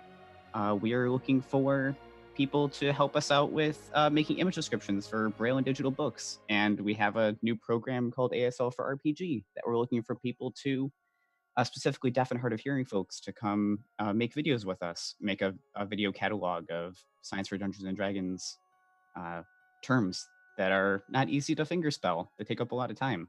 So if you want to looking for a place to volunteer, we have a bunch of openings for different things to help out the community at DotsRPG on Twitter or dotsrpg.org. Yeah, Dots, y'all are doing some awesome stuff. Thanks. And I'm so grateful that you're able to come and help play with us today. And last but not least is me, so I'm trying to get our cameras a little straightened out here. But I don't know if I'm going to be able to do it before I finish, so I'm just going to go really, really fast. Hi, I am Sam. You can find me at samwise_GameG on Twitch and Twitter. I play lots of other games. I'm on Encounter Roleplay Mondays. Tomorrow, see me play at the Chromatic Chimera. We might TPK, legit. It's going to be serious. Come check it out. I'm so scared. Fridays, I'm over at Variant Rolls, and Saturdays, you can see me back here at Lost Mines of Phandelver. We will be back on October the 29th for episode 3 of 3. We might have I don't know, maybe a bonus stream. I don't know. We'll figure it out. But thank you so much to everybody who came to join us today. We also have episode 2 of our Heroes Sheets talk show coming up on Thursday, October 24th. Our host, Ethnic Dorito, is going to be interviewing Paladin Lesbian, who plays our gnome Paladin over in the Lost Mines of Phandelver game on Saturdays. And we're going to talk to Aubrey about her own gaming experiences and disabilities and such, so check that out. Otherwise, we are actually going to raid our good friends over at Variant Rolls before we leave. They are currently playing episode 3 of A Velvet Soiree. They are some wonderful folks, and we're happy to support them. Thank you so much, everybody, for coming to hang out and for bearing with us during our myriad tech issues. Thank you for my lovely cast for sticking at the later session and all of these weird scheduling changes. So we're gonna go get going with this raid, and thank you again, everybody. Thank you, we love you, be well, and don't get lost in the mist.